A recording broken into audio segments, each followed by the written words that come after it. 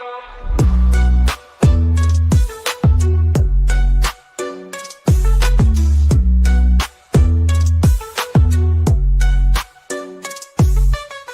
step forward is a new beat to your drum. Achieve success with Global.Media.com. Let's celebrate it with or without champagne. Hello, hello, hello. Welcome, everybody. Firstly, my apologies for the rather delayed start today. I'm not going to promise that you will see this face continuously throughout this session, but my laptop is got a mind of its own. It's doing what it wants to do. So apologies. They say never work with animals, tech, and children live. But hey ho, here we are. I want to welcome you all and thank you all for being here. If you've just joined us, this is the Miscarriage and Baby Loss show featuring Annie Osong and Christiana T. Johnson. Thank you so much for being here. We do this, I think, Annie, we've been doing this for 8 months? About 8 whole months now. How time flies. So, few things to say before I really dive deep into today's topic. The first one is, if by any chance you are a LinkedIn user or you appear as LinkedIn user, please, I know because I get the same thing too in other people's show. So I'm speaking from experience. Please ensure that you type next to your message, your name, so we know who you are. Because when you appear on the screen, you appear as LinkedIn user. The second thing is, if you're in this room, please feel free and please do us a beautiful favor and invite others to this room to join, and to those who you never know who you might help with this topic, this conversation. Just never know who might be, watching or wanting to hear a message or two from this. The third thing is, don't be shy. Please come and join us on stage. We welcome you with open arms to join us, to share your thoughts, your journey, your stories, your experiences, whatever you feel comfortable with sharing with us. We welcome you to do so. And the next, oh, hi, Lisa. Thank you for joining us. The next thing is, let us know where you're joining us from so we can truly appreciate you. Hello, Rosemary. Good to see you here. Thank you for joining. Oh, Linda. Hi, Linda. Yes, my people. I just want to say thank you for continuously supporting this community. I'm always humbled.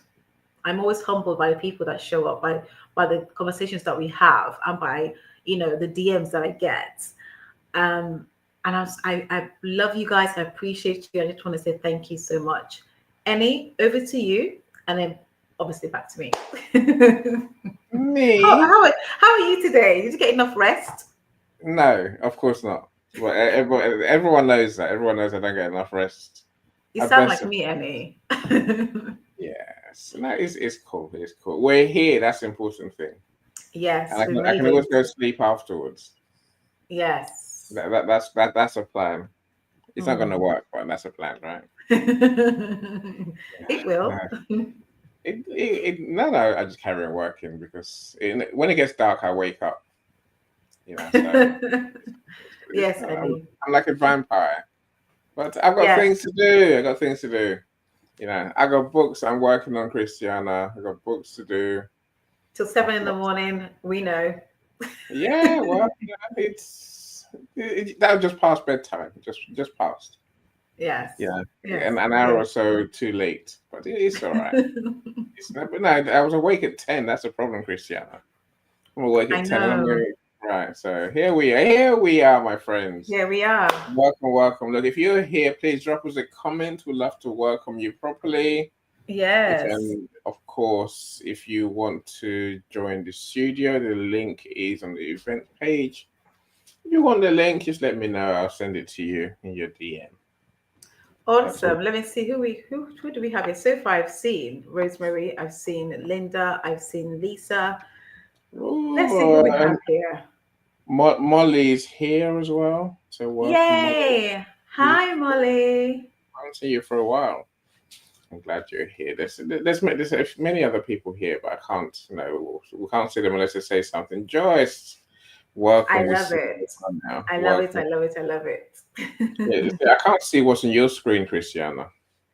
I I don't. don't know why. I don't know what's on my screen. My screen's not showing much apart from me, apart from my details. Okay. And I'm talking about, your LinkedIn.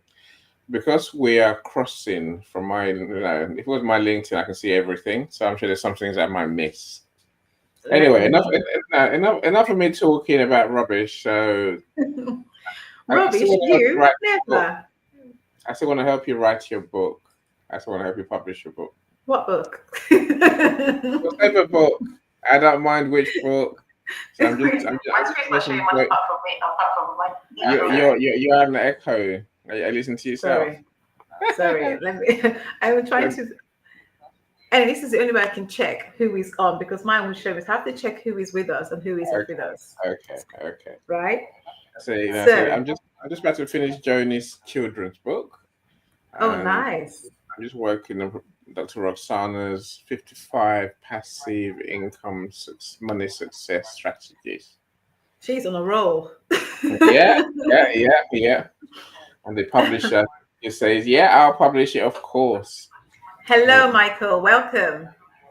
I'm Good working to on see you here. dentist book as well. I'm just about to start Oh, yay. tonight. So it's a good thing. Bring your books, my friend. Bring And your book. Coach And then, David is launching, right? we've got to show Yeah. his bestseller campaign tomorrow, Friday. And birthday. So join us. Please join us. Victoria, we do see you. Welcome. Welcome, Victoria. Oh my goodness. Welcome, Victoria. How are you doing? Tell us how you're doing. We need to catch up, sis. It's been way too long. We do need to catch up. It would be nice to Has catch up with you. Has it been a minute? No, it's been a second.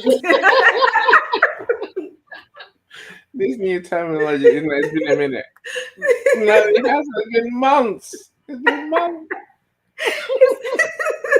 It's been a minute. Why did I say that, Michael? I wish I knew. Well, I think that's been forgive me for saying this, but apparently it's an American thing. It's been a minute because we don't say that here in the UK. It has to be. I've never heard it. We don't say it in the UK. I'm just like, what does that mean? It's been years. It's been a while. Oh, please. It's been a while. That's what that means, right? Anyway, my book launch comes up on April 11th to 12th. Oh my goodness! Oh, congratulations! And on the graduation and the book as well. Yes. So do come and tell us what your book's about. Share. Of course. Yes. On the table. So she's juggling. She's juggling so many things. I'm excited to see Joni's book. Same here. It's a book about dinosaurs from the three Triceratops sisters. So guess who loves dinosaurs? I love dinosaurs. I like dragons. JJ loves dinosaurs. Really? Yes. Crazy about dinosaurs. Anybody doesn't know who JJ is, that's my little one. but yeah. When we launch the book, you better come along and buy your copy at 99 cents or thereabouts. Even though I fear because it's a picture book, it might be a bit more than 99 cents on launch day. It might be more like $1.99. Of course. Yeah, but we're nearly there. So my process is to wait for my clients, my friends to read their book, and then that's part of the process, right? They have to read the book, and then when they come back to me, I can go to the next stage and they have to read the book again. Yes. It's a process, so. Yeah, we're working. So Coach David's book launch tomorrow is the ultimate priority right now because we must make him an international bestseller. We must. His book Prophecy Ecosystems and Dynamics. That's a bit vague, but basically, he's talking about your genius, your prophecy, your destiny. Awesome. How to make it work for you, how to discover it and make it work. It's a 640-page book, Christiana. Is that all? 640. Is that all? She says, is that all? But and you know how much it costs tomorrow? The big price of 99 cents. 99 Okay. cents. 77p. That's a lot of pages. Yeah. Well, Coach David's, he thinks a lot, so there you go. That's what you get, right? He's got a Anyway, big brain. He has.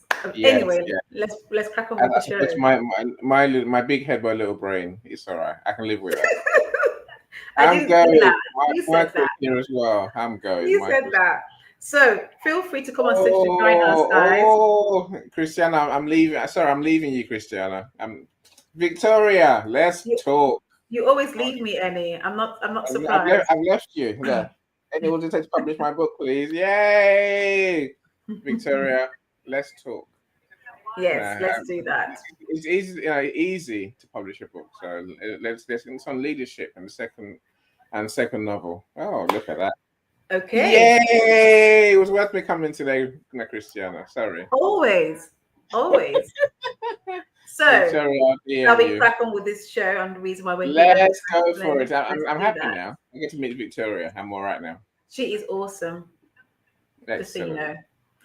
Anyway, guys, apologies for the ranting, but I'm sure you're used to us by now. And because you're friends, sorry. Shall we dive into it? Yeah. So 2 weeks ago, I was supposed to have a show. Unfortunately, I had to cancel that show due to a funeral. And the original topic that I'd chosen to speak about 2 weeks ago isn't what we're talking about today. For those of you who've been following us for the last 8 months, I don't know if you remember, but Breaking the Silence was one of my first audio live. I think it was either the first or the second topic we talked about on the show. So I was actually called to really do this and change my original topic to this topic because whilst at the funeral of a very dear friend of mine, I said, well, auntie actually, I would say very dear friend was an auntie. My friend's mother passed away and she's an auntie to all of us. It wasn't really something that we expected. She wasn't expecting. It was a sudden death and it really hit all of us. But the reason why the subject entered my mind is because whilst there, people don't really get to know things. People suffer in silence. People struggle with things that they're dealing with in silence. It isn't until someone passes away that you have revelations at their funeral or revelations from other people who are part of that process is the one I'm going to use. And I began listening to different tributes. And one of the things that was disclosed was a struggle in silence. A struggle in silence where people go through things like miscarriage and baby loss to the point that family members didn't actually have a clue.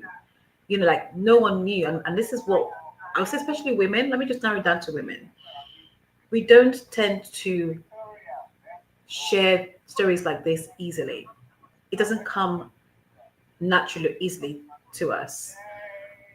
And also what I gleaned from my presence at this funeral is that those that worked closely with her just didn't know what she'd been going through, but yet she spent the most time with them. They socialized outside of work. And so I began to think of this thing about silence. I can relate it to miscarriage and baby loss. And that's the reason why we're having this conversation. It's about silence and struggling in isolation and suffering, because of fear of. Another thing that came out in conversation is the fear of so many things. Remember, Annie, we spoke about confidence and what transpired to be, imposter syndrome. And that comes from a fear of, right? So with miscarriage and baby loss, there's a fear of, and there's this stigma that still is surrounding us when we're in, especially because we're in 2025, where we've got access to the globe, we have access to technology, we have access to all of these communication things, our devices, we can do so much with it right now. But yet, when it comes to what seems to be the most common thing, and miscarriage is actually quite common. It wasn't until I went through my own personal experience. So I begin by saying 1 in 4 will experience miscarriage. 50% of us know somebody who is either, or have heard of somebody who has either experienced it, or they know the person personally that have experienced miscarriage or baby loss.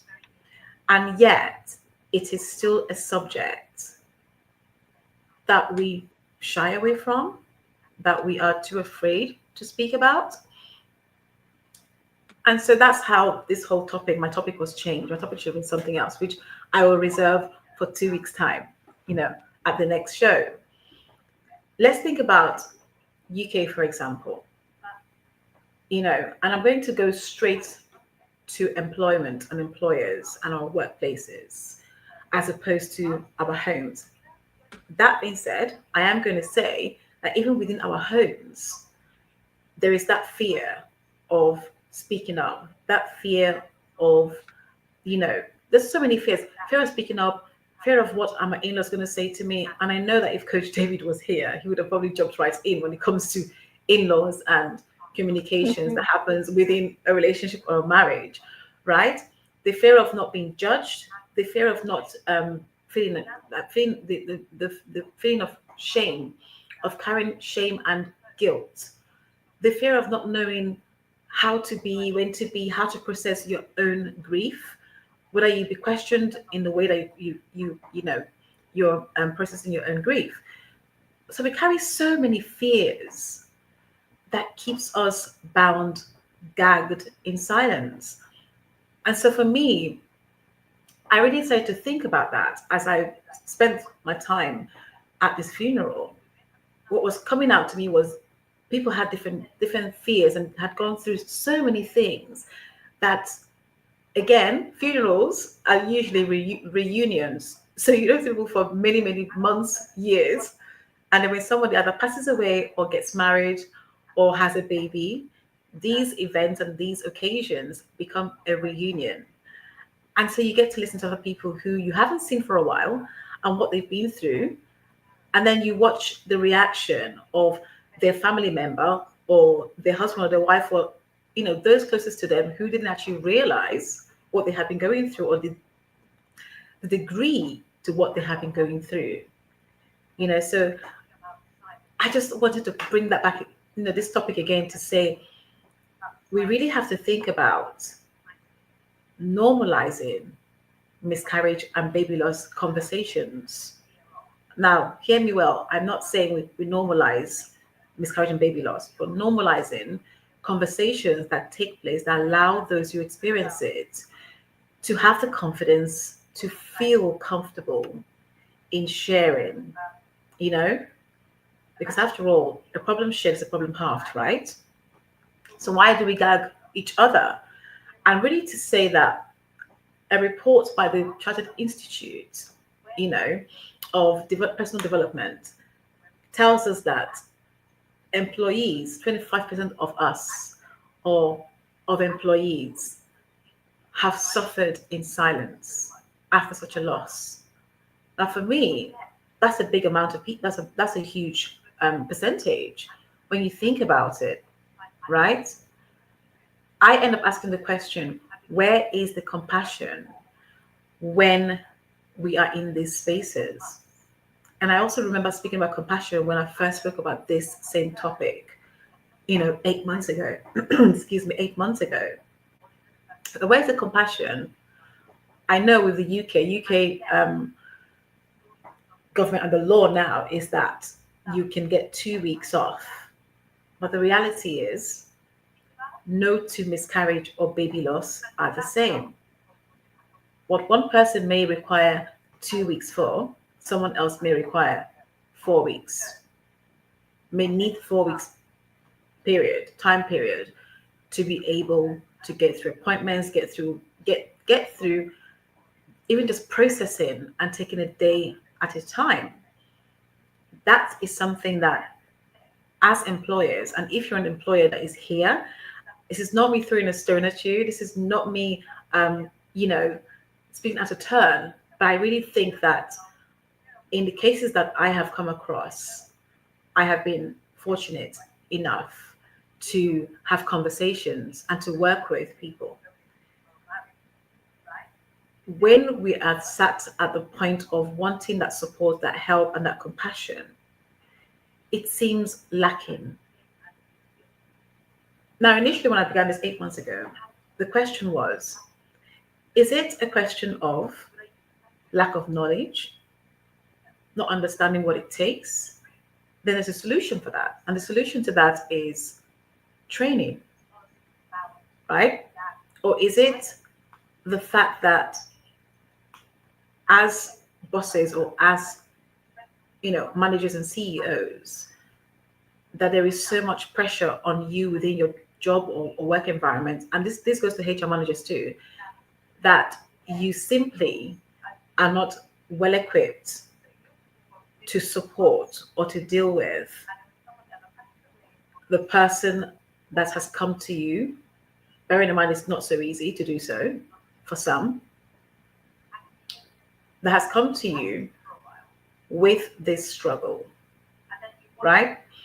And the next thing is, are we fostering a workforce, a work environment that makes it truly easy, straightforward, transparent, and confidential for those experiencing this trauma to come forward and share and to ask for support?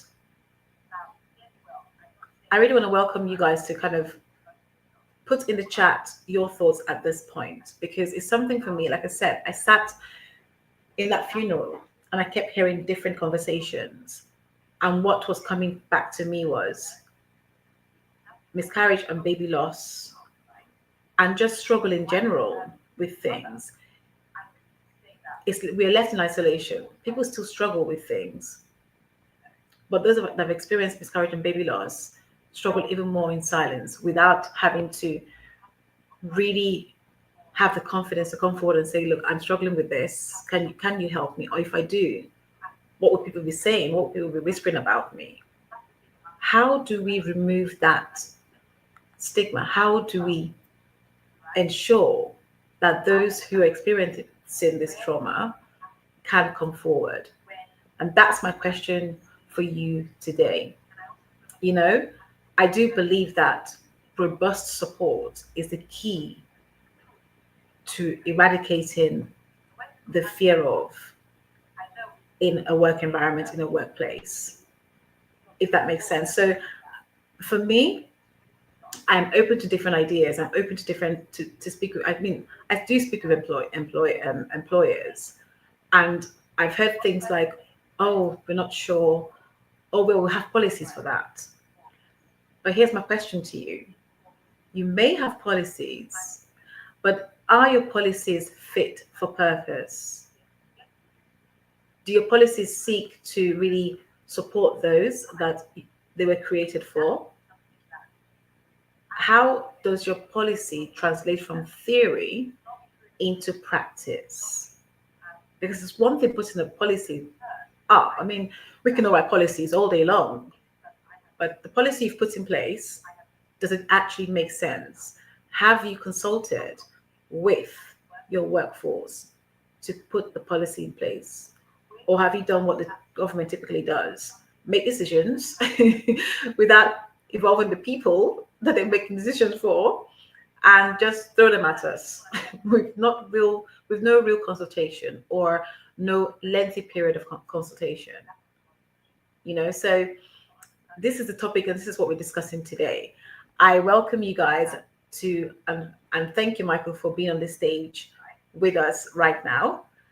If you're just joining us, this is the Miscarriage and Baby Loss show, and we are talking about breaking the silence on miscarriage and baby loss, breaking the taboo, breaking the stigma, the barriers that keep those that experience this trauma bound.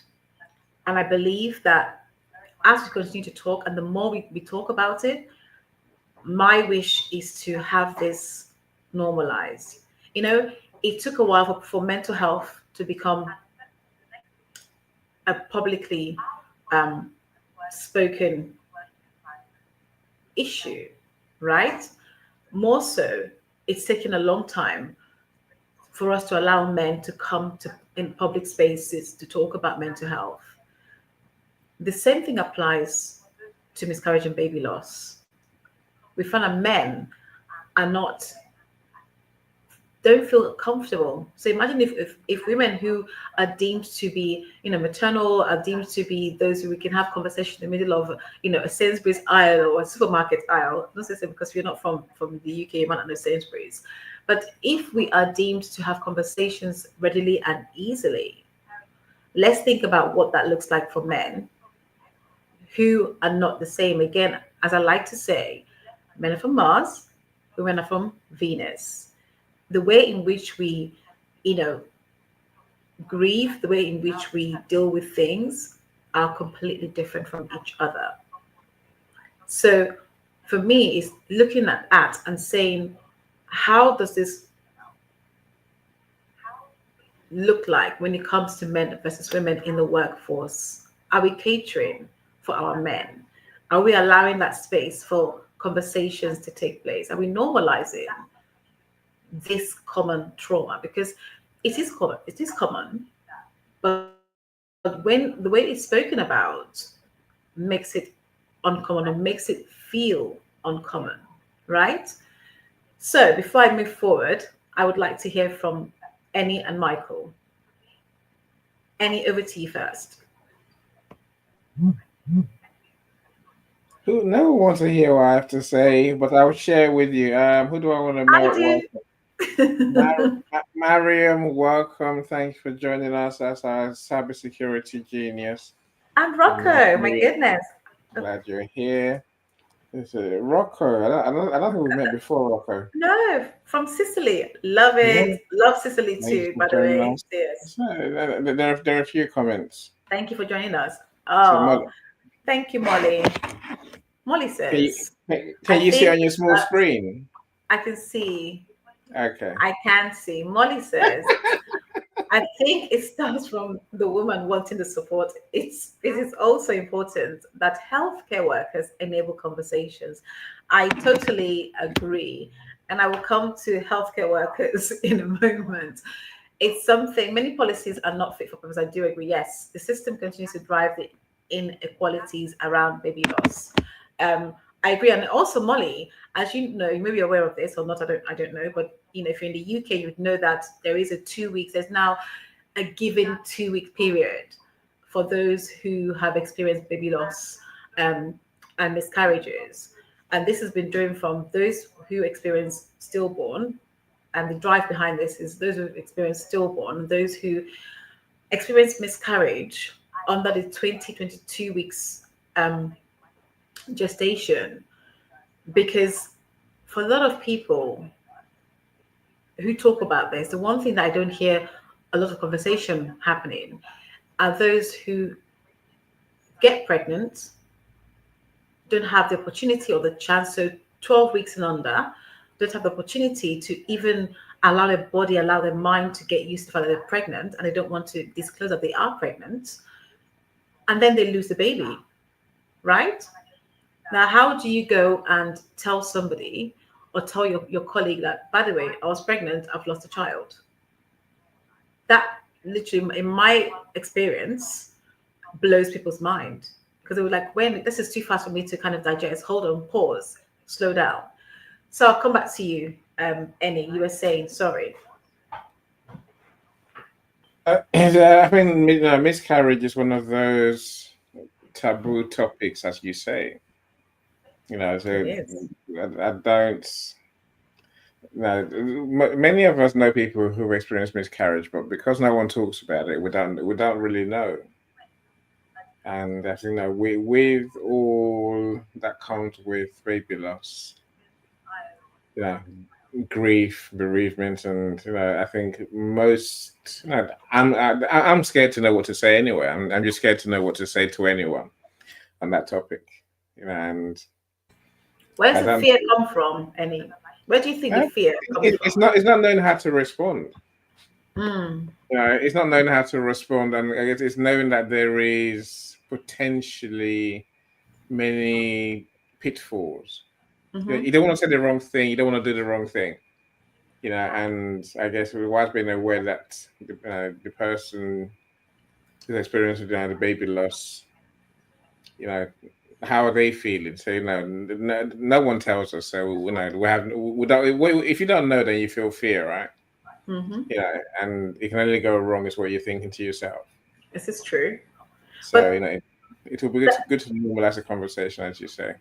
that, see, you fall in the category of one of the 40% of people who do not know what to say at first instance, Mm, because, and that's the reason why we've got to normalize this conversation, right? mm, Because even we're human beings, when we hear sad news, we just want to fall in and be able to be there for somebody, or at least offer something. mm, Most people now, I'm not speaking for everybody, for everyone in the world, but most people, right? The idea is that as human beings, we can be empathetic, we can be sympathetic, we will want to genuinely and willingly want to support somebody. But then when you are stuck for what to say, you walk away having not served as you necessarily want to serve, or want to be of service to the person that's going through that trauma. We also, what I'm going to use, we clam up is the word I'm going to use, right? We clam up because we're so afraid. And for me, this whole thing, I will go back to being at the funeral. What I was hearing and what was coming out were people, the fear of so many things, fear of being judged, fear of, in-laws, fear of comments, fear of what people are going to say, fear of not knowing how to even be in a space. How am I supposed to feel or be at work? What am I supposed to say? How am I supposed to be at home? I'm not really sure. And it's that thing, because we don't normalize this, it becomes a mental gymnastics, and it takes its toll on those that are experiencing it and those that want to support us. It really affects everyone, right? And so that's the reason why my focus is on work today, because I know when we had this conversation and this, and I think the second show, when we began this journey 8 months ago, it was about looking at both at home and in the workplace. But hearing the conversations that happened 2 weeks ago, and hearing it from colleagues, and not just personal, was more the colleagues that were stumped when they heard the news, So it's really important that we talk about how we can change the narrative. How can we make breaking the silence a reality? How can we remove this gag, this invisible gag away? The first thing is looking at developing, and Molly hit the nail on the head when she said policies. I'm going to return what I said a few months back. The first thing about policies is, as an employer, it's really prudent that you conduct a thorough survey, consultation with your workforce to determine what that support is going to look like. And yes, the law says give me 2 weeks off, right? Paid leave. That's great. But for some people, it's not about just paid leave because I'm getting paid. Yes, the expectation is, and I've heard these comments made, well, we're going to be paying you for baby loss, miscarriage leave now, so that's okay. But the reality is, the person returns in 2 weeks' time. Have they returned whole, or have they returned partway on the journey to moving forward? What state of mind are they in? How are they going to navigate their job, the task they've got to do at work? Because Let me say this very clearly. Nobody gets to the door of their workplace while experiencing whether miscarriage or grief and say, I'm just going to put this grief I'm going through right here outside the doorstep. I'm going to walk into work. I'm going to be myself or whichever self that I'm expected to be at work. I'm going to get on with my work. I'm going to deliver the best, and I'm going to walk out the door and pick up my issues and walk with it. No, that's not how humans function. That's not how the human mind functions. That's not how our mental health functions. You are bound to have some of those thoughts and feelings with you as you undertake your work. Now, here's the thing: as you undertake your work, are you going to be at your best? Are you going to, I'm putting this now, I put it to employers. Do you think that individual or those people are going to be at their best in a work environment? And even if they begin that way, how long do you think it would last before the cracks start to appear? So it's really important that we first of all undertake that, survey, consultation period to ensure that we collect information, data. And these days, collecting data is really simple. We have technology. Back in the day, you had to walk into, with a, I don't know if you remember this, you had to walk with a clipboard in your hand and ask questions and give forms out, and then have to collect all the forms in and sit through the beauty. I say beauty and not madness, right? The beauty of having to sift through and read every information that took hours, right? Technology now, and AI especially, can sift through what has been documented and produce a graph for you, right? A whole full report for you. So why are we not doing this first? Why are we providing policies for people, for human beings, that it doesn't make for a good positive effect? So establish that, ensure your policies are great, and when you have those policies in place, allow flexibility, a degree of flexibility within those policies, so they're not ironclad. There's some room for maneuvering, because at the end of the day, we are human beings and we do bend. We're not planks on boards. We're not stiff, right? We do bend. And therefore, let's make the time and let's take the opportunity to be able to be flexible, because we're expected as a workforce to be able to be flexible. Vice versa, it should work both ways. It's a two-way street, right? So the big one as well, I'm going to say, and this comes from talking to clients, there seems to be a lack of compassion, and any you've highlighted part of it. The one part of it is not knowing what to say, and sometimes that can come off as you being incompassionate. So here is a solution: really be clear, and if you are unsure of what to say, ask questions, right? You are better off asking questions, and it may not always be the right question, but ask the question anyway, because that person will let you know exactly the right thing for them. They will lead you, and allow them to lead. Don't ask a question and then answer the question for them in the same breath, which I've heard happen, I've seen happen. It is unhelpful, really unhelpful. Let's also, because by you investing the time to get that policy right, both from a theoretical perspective and a practical perspective, here's what happens. Here's a secret for you. You do get to enjoy employee or workforce retention and satisfaction.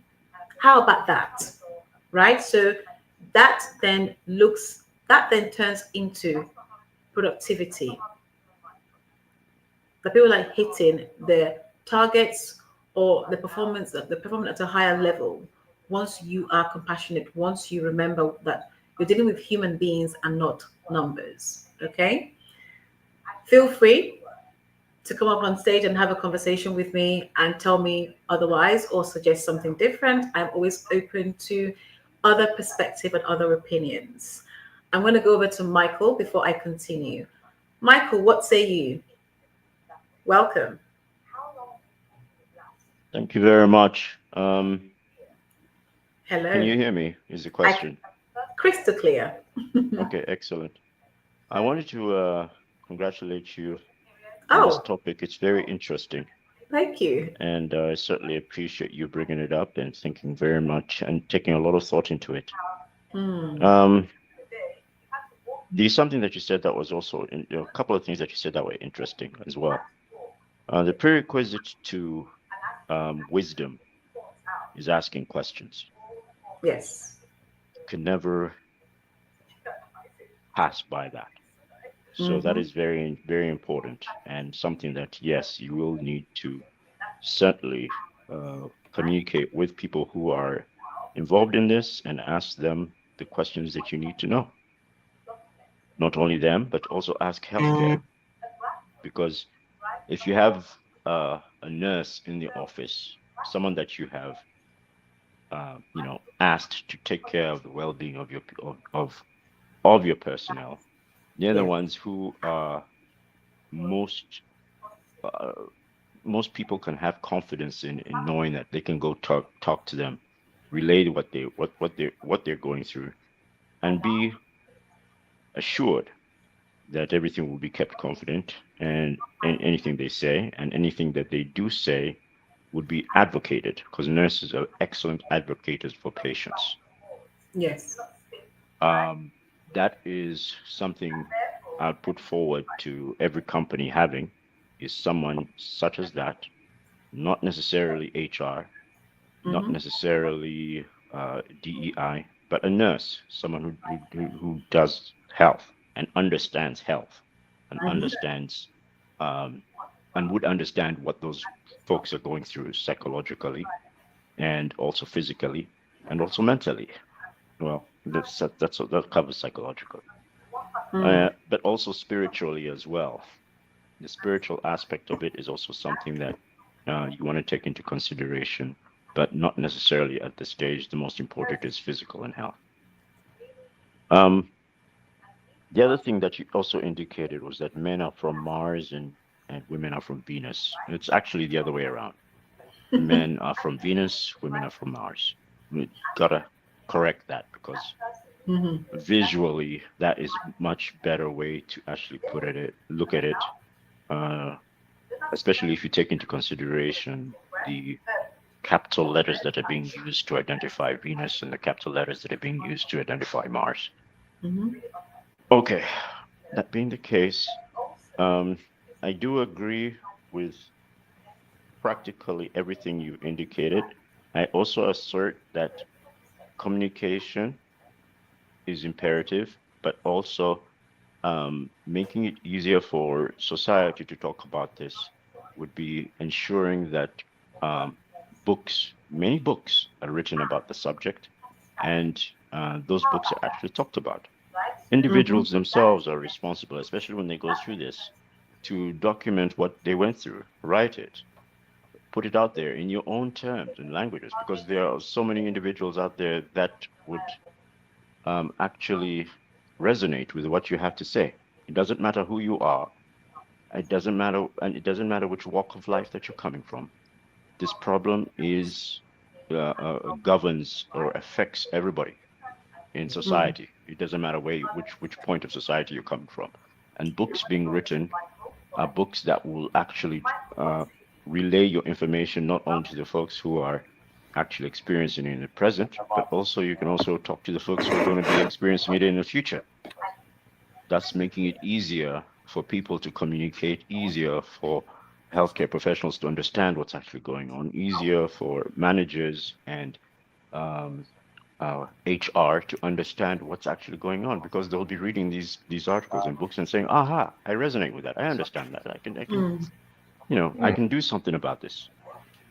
There are many tools in today's world that you can utilize. Yes, indeed. And I do implore those who actually have knowledge to access those tools and actually prepare the rest of the world for the coming future, where there's going to be a lot more of these, what do you call it, incidents. It's not going to decrease, it's going to increase. Yes. And that's, I believe, what you're noticing in your data. You actually see a rise in the number of miscarriages that are occurring in the world. So that's also something to actually emphasize as well, that it is not a dying issue. It's an issue that's going to be complicated for a lot of people in the future because of the increase in their occurrence, simply because we do not understand the subject. And also because there is such a lifestyle change. Our environments have changed in decades. So it's really, I completely thank you for your point to begin with, Michael. I completely agree with what you have said and what you have shared, that we really have to focus. The one thing I'm going to say with regards to healthcare, that's again, speaking to employers, that's the missing link in some employment spaces. So when employers seek to include as part of their policy EAPs, which are employment assistance professionals, when it comes to baby loss and miscarriage, that is something that isn't really included. And what I mean by that is, you are speaking to someone who perhaps has no real knowledge or no real experience. I'm not saying everybody should have experience, preferably somebody who's experienced it, because they get a better one. They have an insight as to what you are going through. But at least those who are going to be supporting you need to have some insight, some knowledge, so that they can better support you through the employee assistance programs that they have, that they have within the workforce and within an employment space. So I'm saying this to urge our employers to really think about that and consider it isn't always straightforward as that. That's the reason why the policy is another way to truly support your workforce. The next point is to foster an open culture. So people are made to feel comfortable enough, supported to feel comfortable enough to disclose, because it's quite a personal conversation to have to begin with.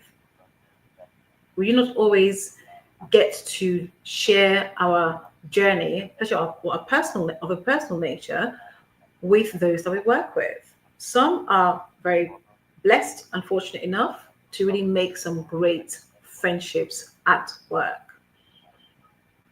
and some are not. So it's really important that as employers, we begin to foster this environment, this culture. Think of spaces.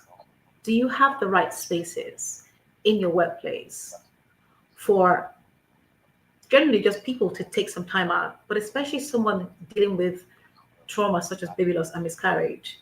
Where can they go to take some time out?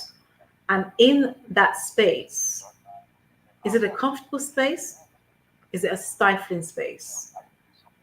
Now, I do understand and appreciate not every employer may have a space of that nature physically, especially for smaller companies, right? I understand that. But I want you to think about it. I want you to consider it. If you don't have the room, what are you going to have in place of that? Can that person perhaps take some time off, go for a walk, go for a walk and not change to their desk or to whatever job it is that they are doing, without the fear of, am I going to be questioned? Am I going to be told I'm just milking it? Believe me, I've heard these words and they are real. Okay, let me pause and just say hi to Mike Rivers and hi to Mike Ashabrana, and also hello to Pierre. Thank you for joining us. If it's your first time, please do let us know where you are joining us from. Which part of the world are you in? We appreciate you for being here. Thank you for your support. I think it's Rosemary is here as well. So welcome, Rosemary. I don't like to miss anyone out. If I've I did missed you out, mention her. yeah, okay. Thank goodness. I feel less bad then. I did mention her when she entered. Thank you Yes. for joining us. Now, Christiana and Michael, I think, I found Michael's points fascinating. So Olawumi, the legend, is here as well. Welcome. Yay! Hello, sis. Welcome. Allow me. Thank you for being here. So the question to you, Christiana, Michael said there's many books on miscarriage and baby loss. Are there? So there are some books on miscarriage and baby loss. I believe there needs to be more. And you have to understand the books that are out there some have written their memoirs, some have written books about just their journey, and also the medical perspective of miscarriage. But I believe that we need to have more books of different experiences, because no two miscarriage or baby loss experience is the same. Now, you heard me talk about VTS almost a month ago, right? Vanishing twin syndrome. There aren't a lot of books about vanishing twin syndrome. In fact, I haven't yet to find one. Right. So people still need to keep writing. And I know, Annie, you are going to say to me, Christiana, where is your book? Where is your book, Christiana? Yes, Annie. You're muted. I can't hear you. So I understand that, but I do agree with Michael. Are you going to write the books to plug the gaps in our knowledge, Christiana? That is a possibility. That is a possibility, but we're not here to talk about books today. We're here to talk about. I don't know. Wherever I go, I talk about books, Christiana. I talk about books, right? If there's a need for a book and you got the book inside you, let's write the book. Let's write the book. Yeah. Okay. Look, I'll write the book, write the theme tune. let me say it quick. And my friends, if you're on my YouTube and Global.Media YouTube, thank you so much.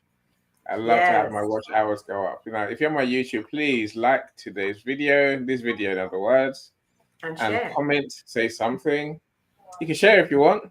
Just like, comment, subscribe will do me. Share. That's the extra step, and I love you even more for doing that, right? Just engage with the channel and watch other videos and do while you're there, right? Thank you so much for joining my YouTube. Yes, so to answer the question, there needs to be more publications about this. Don't get me wrong, we have journals, and some of the things about the thing about medical journals is they're not always easy to find. And some of them, there are subscriptions and that you have to pay for to access them.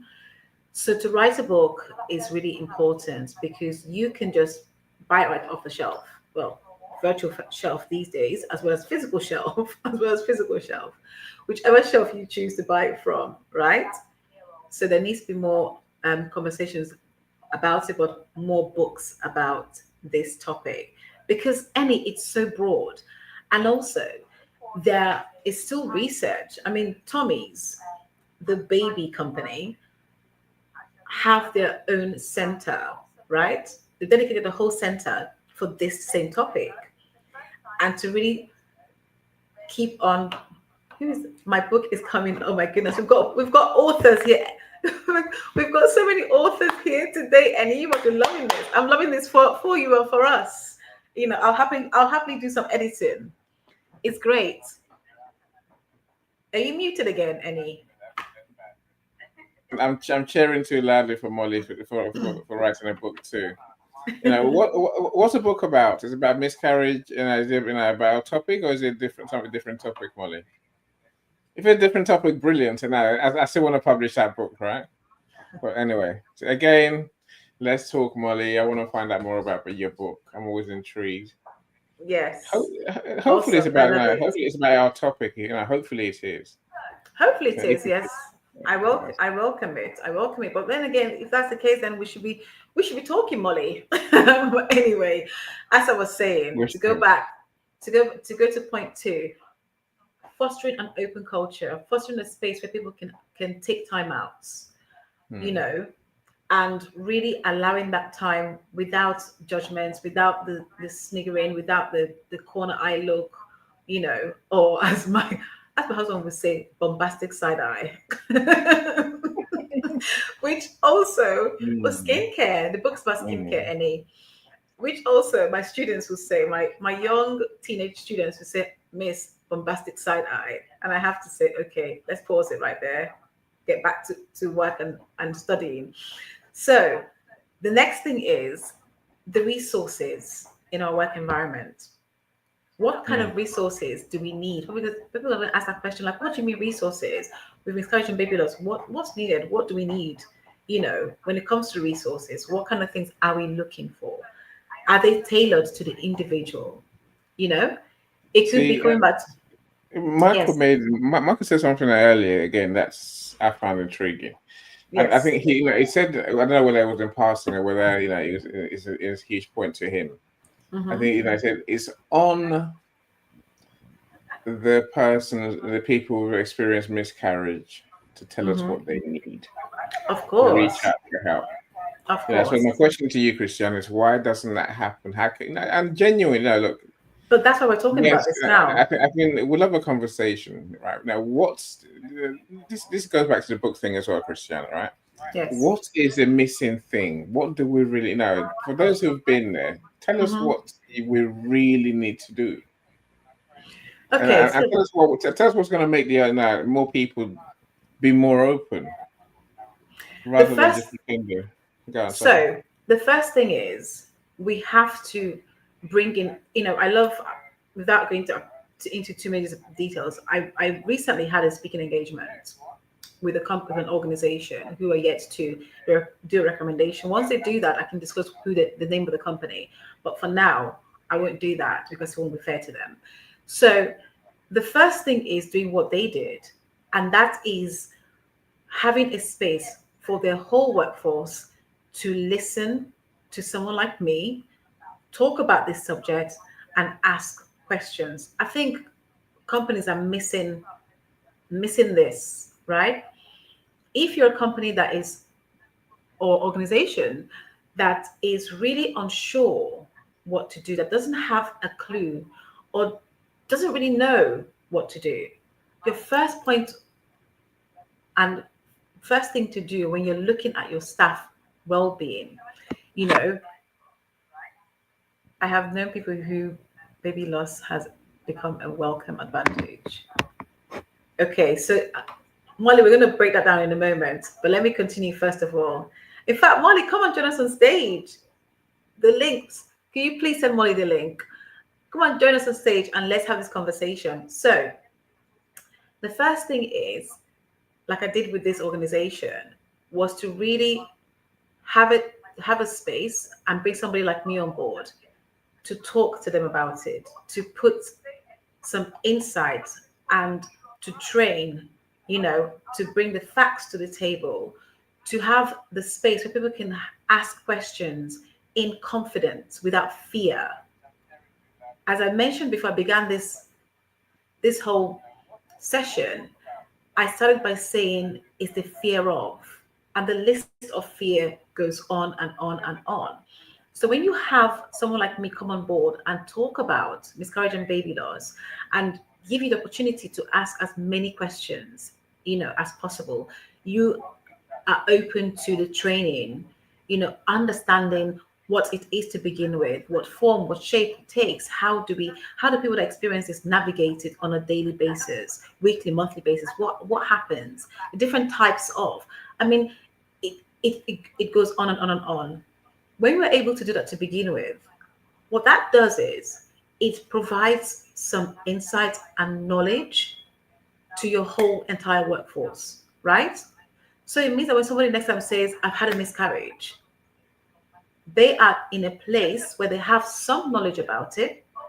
Even if they don't know what to say to you, the right things to say to you, they will offer something because now they are in a position to be able to offer some comment and they know what they could say and what they cannot say. This is something that I do, you know, teach and train in these spaces. is what can I say and what can I not say to someone who just had a miscarriage, right? And so that's the first thing. The second thing is I do agree with the point that Michael made, in that he stated, and you also, made that point, and I've kind of made that point in a roundabout way to say that communication, number one, is the key. Here's part of the reason why communication sometimes seems lacking. Because when you have the wrong people in positions, right, who say we listen, who purport to listen, but actually truly do not listen, that in itself becomes a barrier. It then becomes challenging for those experiencing this trauma to want to disclose, because they're afraid that, something, I saw how X got treated, I don't want to be treated the same way. I'll just keep it to myself. It doesn't matter really. And that's what happens. That's the reason why I am very much an advocate of getting the training first to gain insight, knowledge, and understanding. Because once you can understand, you can have some idea. Okay? You may not be able to resolve the whole issue, but you have to work with that individual.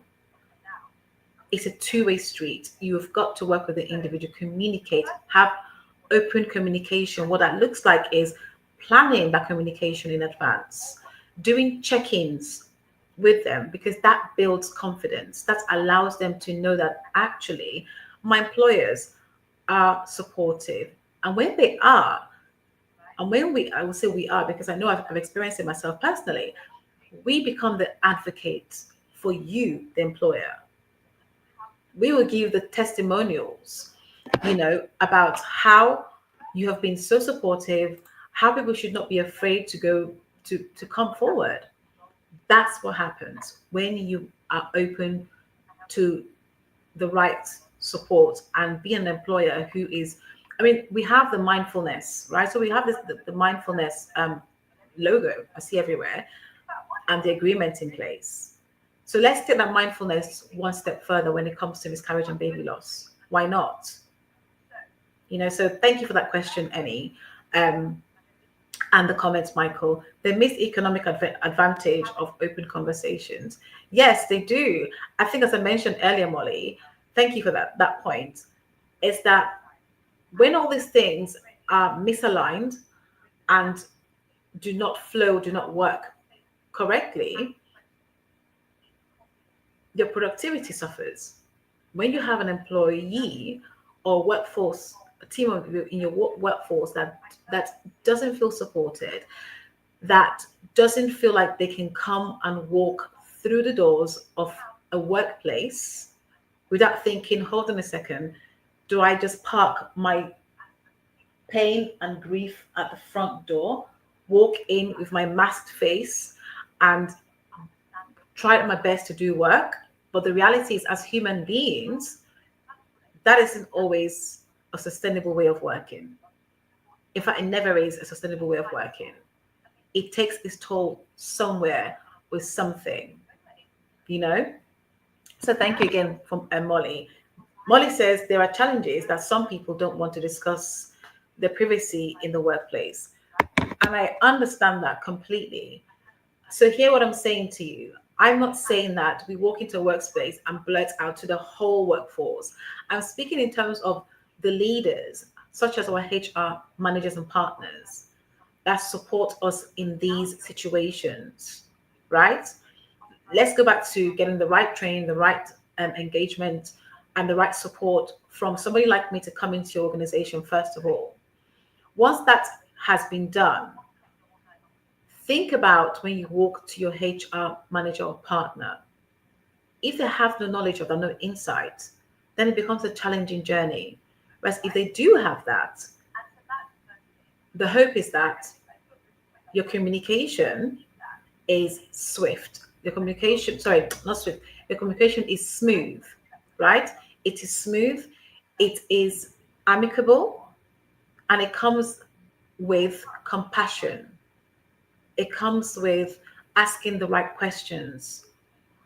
And the person that is disclosing information being in a frame of mind where I can relax, I can drop my guard down, and I can really share so I can get the right support. Because if I could get supported the best way for me, it means that I can focus on my work and be productive. So productivity for one person contributes to the whole company's productivity. Imagine we're talking about 1 in 4 women will experience miscarriage. If you are a huge organization, right?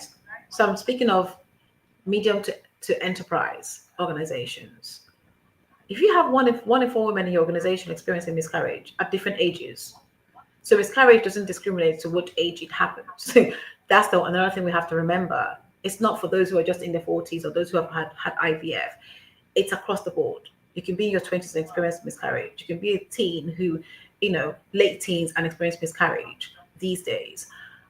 And so you have to understand that that's a good chunk of your workforce that will experience miscarriage, that will really make a dent in your productivity at work from an economic perspective. And we also know that 500 million a year is lost as a result of miscarriage and baby loss.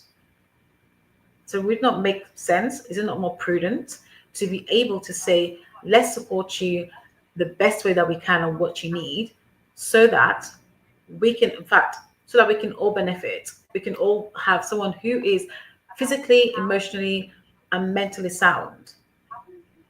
I mean, that's just my take on it, I agree with you there. And I would like to also add that or there should also be an emphasis in culture, building culture that fosters this kind of communication. And that typically has to come down from the CEO through leadership and so on, Yes. all the way down to the individual employees. And It would be detrimental for a company not to have something like that. Because I really do not see how such a program would be successful unless leadership leads and follows through. Absolutely.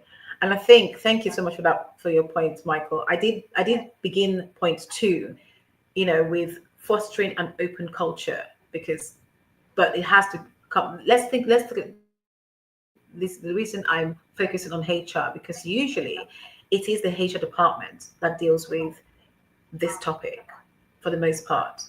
Your CEO will not get involved in it. Even when you have barriers, or when you're experiencing barriers, you're experiencing what I call a stalemate in situations like this with a HR partner. When you go to CEO, the CEO will say, sit down with your HR partner. I will try and see if I can be available. But ultimately, that discussion takes place with them. And it's also the HR department that will deal with arranging you having access to your employee assistant, professional who is supposed to further assist you with your journey. So definitely, I do agree. It is about it filtering down from top to bottom, because what people model what they see from their leaders. The next thing that I'm really thinking about here is, let's look at, and I've mentioned in saying this, I've also mentioned the UK's final decision to allow 2 weeks period for paid leave for those experiencing miscarriage and baby loss. Yes, it's great news. And this is me just speaking up my mind here. We have got to reconsider the 2-week period. I know it's a start, but I believe that it needs to be more time. What used to happen previously is people would go through miscarriage and baby loss, and they would use the bereavement leave, as well as some annual leave as an extension of this whole trauma, or processing and going through. So, for example, if you're somebody who physically has to have a surgical procedure, that was then put under sick leave. I believe this should be attributed to, miscarriage and baby loss leave, which means that 2 weeks period isn't sufficient. Okay, it is not sufficient. Before you shoot me down, I'm saying it because I know for some of my clients, it took them a whole month at least just for their body to process, for their body to find some way back to what it used to feel like physically. And if you are in an uncomfortable state physically in a workspace, I can bet you that doing work or being productive will be the last thing on your mind. So we have to really think about that for a moment. We have to really think about, yes, the 2 weeks period is an introduction. Let's consider increasing that. But at the same time, if your HR has done what they're supposed to do at the beginning with consultations, with surveys, it should indicate that there needs to be a degree of flexibility. And that flexibility is what will allow for the employee or the team, the member of the team, to be able then to access more time off additional to the legislative time off that they've been given. So this topic for me, we can go on and on and on. I can talk about this all day long, all day long. And, I have so many things to talk about this topic, but the reality is we have got to take one step at a time. We've got to really stop, pause, consider, and ask ourselves, how do we support you? How do we support those who can support you? Because that's the other side of this conversation, this discussion. So we have the person who's experiencing this. Then we have those who really want to help, who really want to support, but don't know how to, because they fall in the chain. It's almost like a food chain. They fall in the chain of the umbrella of support, right? And understanding. It's how do we support those that can support us? And I've mentioned a couple of things. Is the training, is the being able to, allow people to ask the questions for us without taking offense. That's the other thing as well, without taking offense. And I know sometimes that people can be well-meaning and they may say the wrong thing. That is not intentional or intentionally wanting to upset us. When you find yourself in that situation, take that moment to pause and know that you're dealing with raw emotions.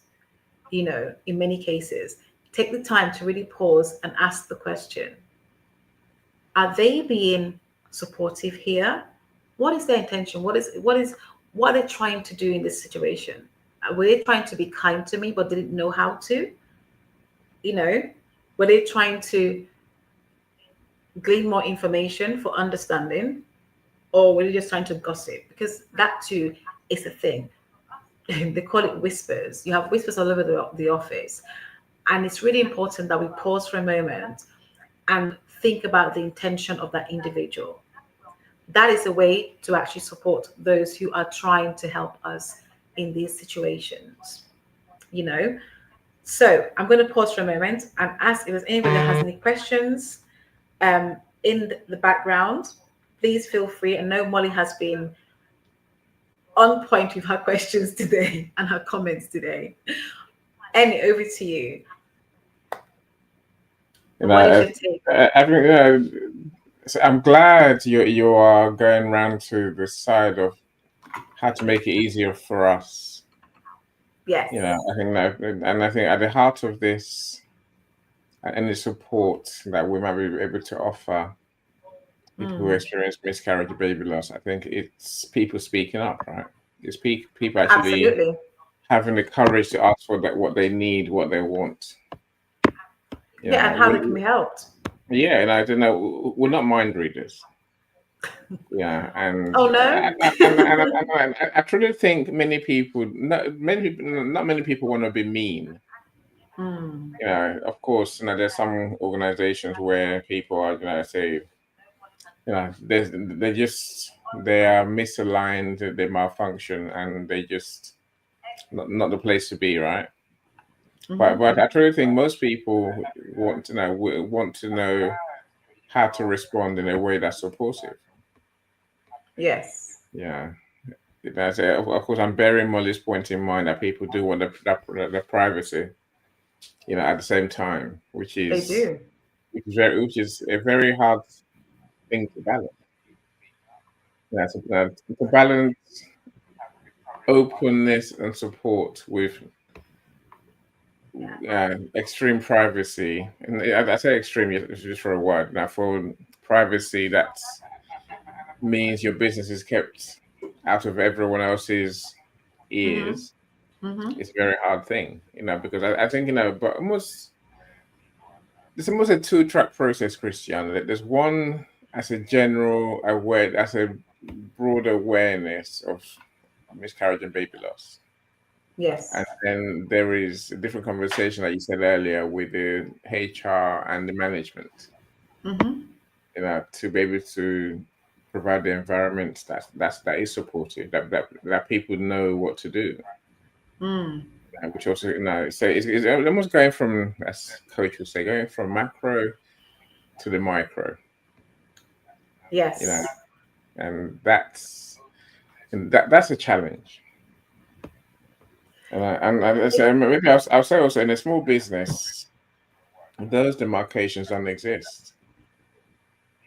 Because if you're a small team, everyone is gonna. If there's three of you, everyone's gonna know, right?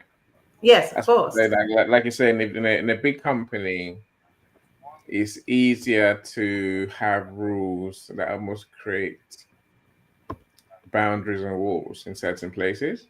So not everyone needs to know. I'm saying, now, why does everyone need to know in a company of hundreds of people? Yes. And then the challenge then becomes, who needs to know? It's a whole different conversation. It's true, but Annie, let me say this: in a smaller organization, the economic impact is greater, right?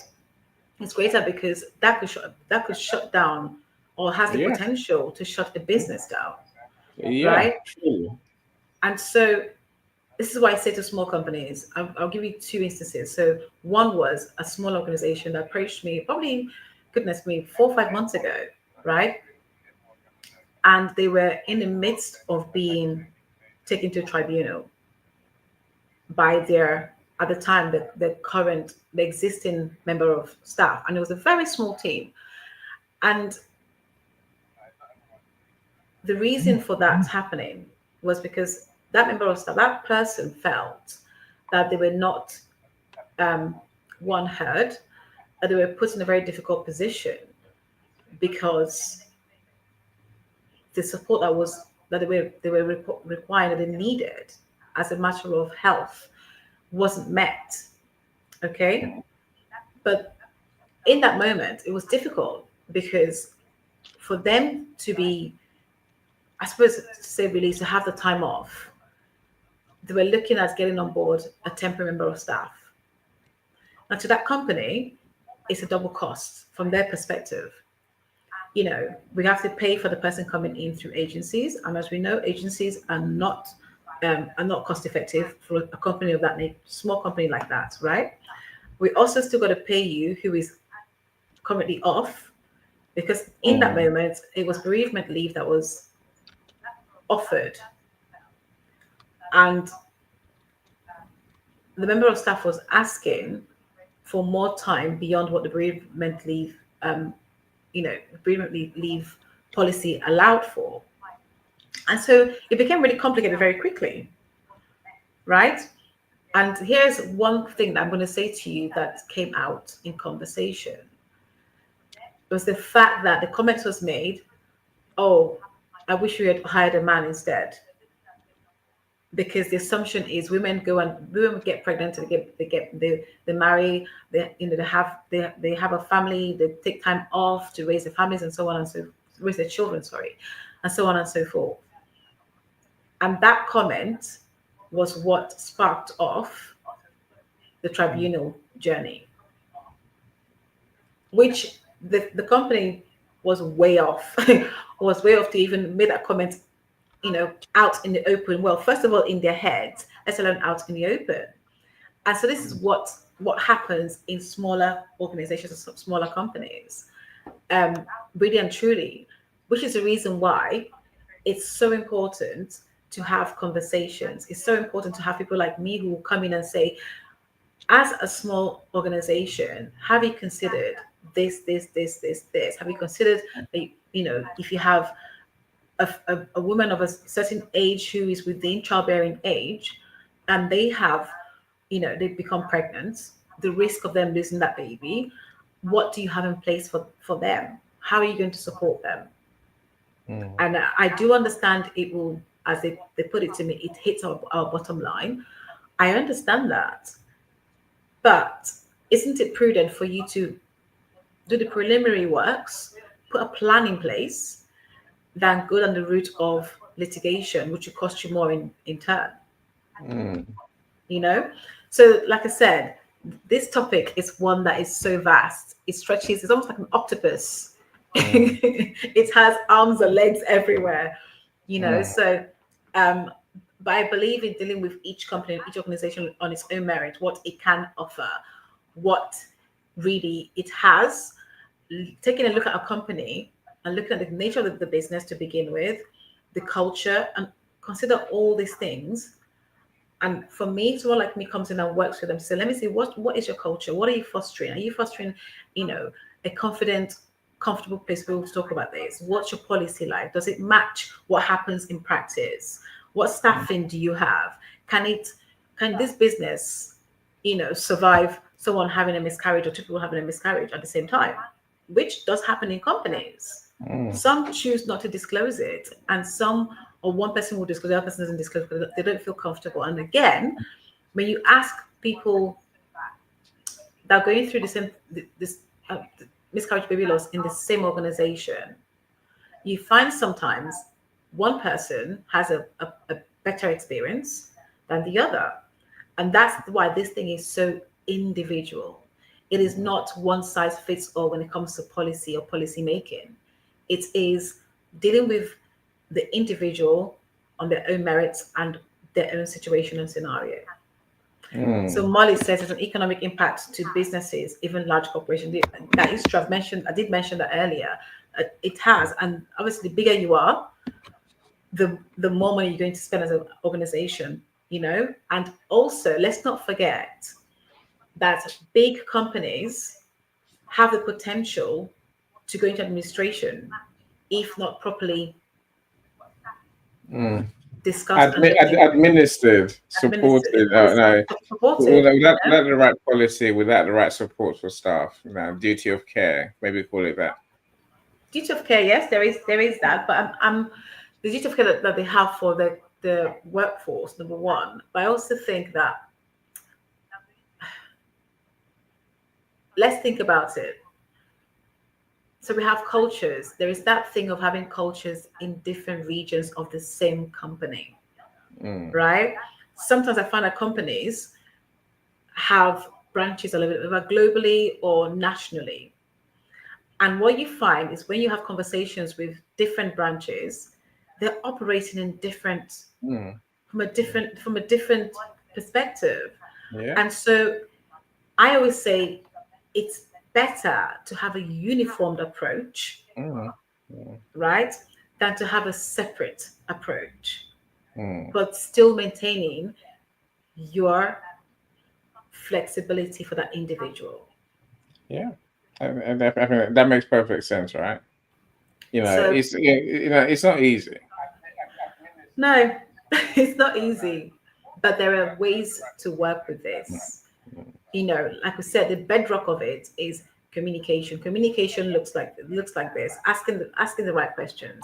And also communication looks like this, being open, transparent on both sides, building the trust first to begin with, so that we're able to be open and transparent, and demonstrating clear, active listening.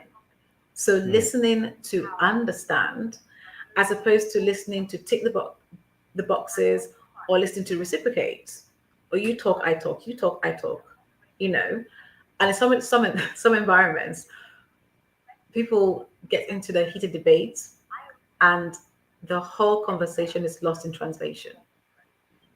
So it's being mindful of these things, having a clear plan of expectations on both parts. What do we want to achieve today?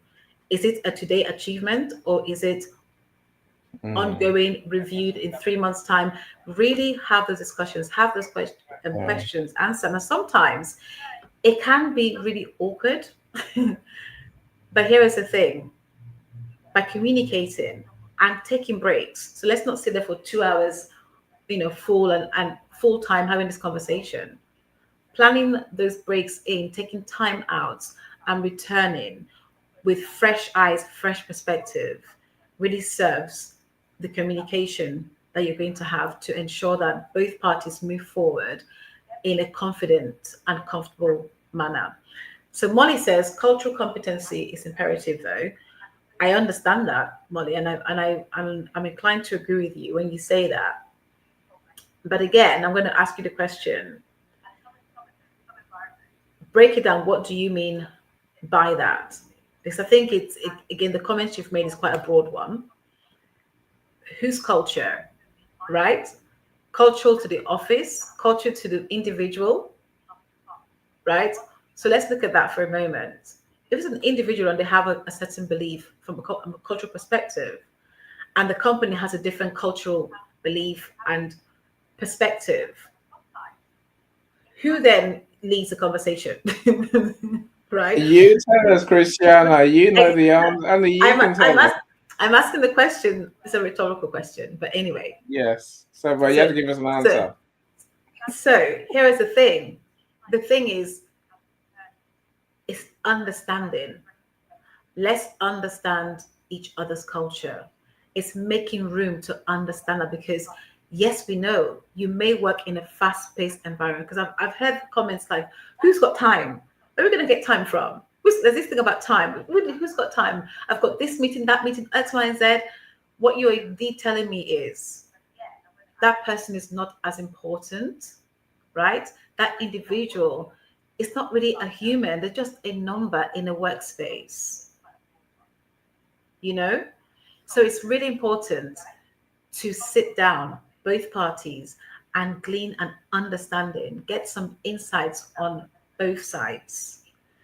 And don't always send this is another thing I've experienced, but also hear a lot.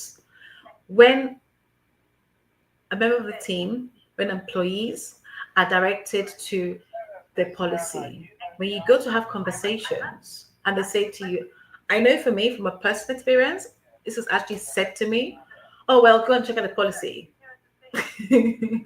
Mind you, the policy that was sent in my mailbox, that there's been no meeting about to actually discuss and highlight the main points of the policy and the points that will bring about some serious change and impact the whole organization. You just emailed a policy and they say, well, go and refer to a central policy. That for me is bad management to begin with. Well, I suppose there is, it's not, I suppose there is a point to what you're saying. Companies will write policies, create policies. Yes. And expect the staff to read them, internalize them, and then do the right thing. But I think what I'm taking away from today really is we need to do the work beforehand. We need to actually live the policies, make it as part of our everyday. Welcome, Dr. CJ. I'm glad you're here. Welcome, Dr. CJ. Good to see you. I think I'm probably keeping what Molly's thinking. We need to. Said both. Yeah, Molly says both.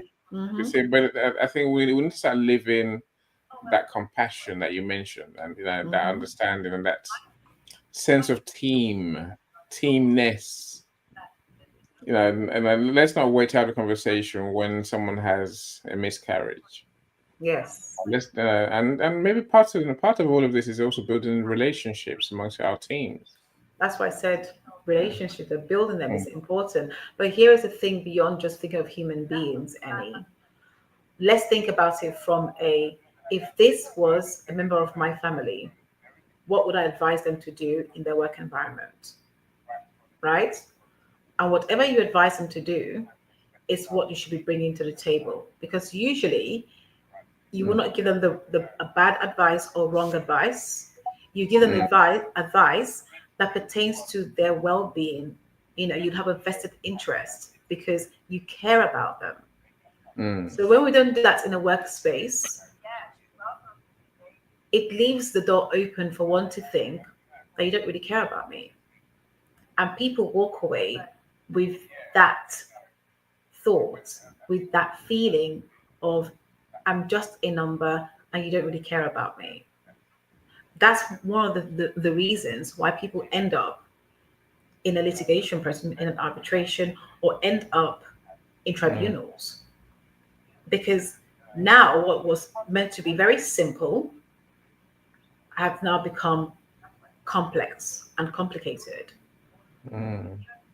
So I say this to say, I do agree with what you're saying, and I agree with most of the points that have been made here today. And thank you so much for expressing, your point of views. Here's the thing: the first thing to think about is each and every one of us are humans first. I remember when I first started talking about miscarriage and baby loss on LinkedIn, and I think I've told this story before. And somebody got into my DM and told me that, why don't you go to Facebook and talk about this? Right? Why don't you just go to Facebook? Someone told me I'm being insensitive to send them a DM to say, come to the event. One time. We've had this conversation, yes, Annie, I remember. So, why are we talking about this on LinkedIn? Go to Facebook and have a conversation. And I paused, I took my time, and my response was, we may be professionals in this space, but we are human beings first and foremost. And therefore, human beings go through miscarriage and baby loss.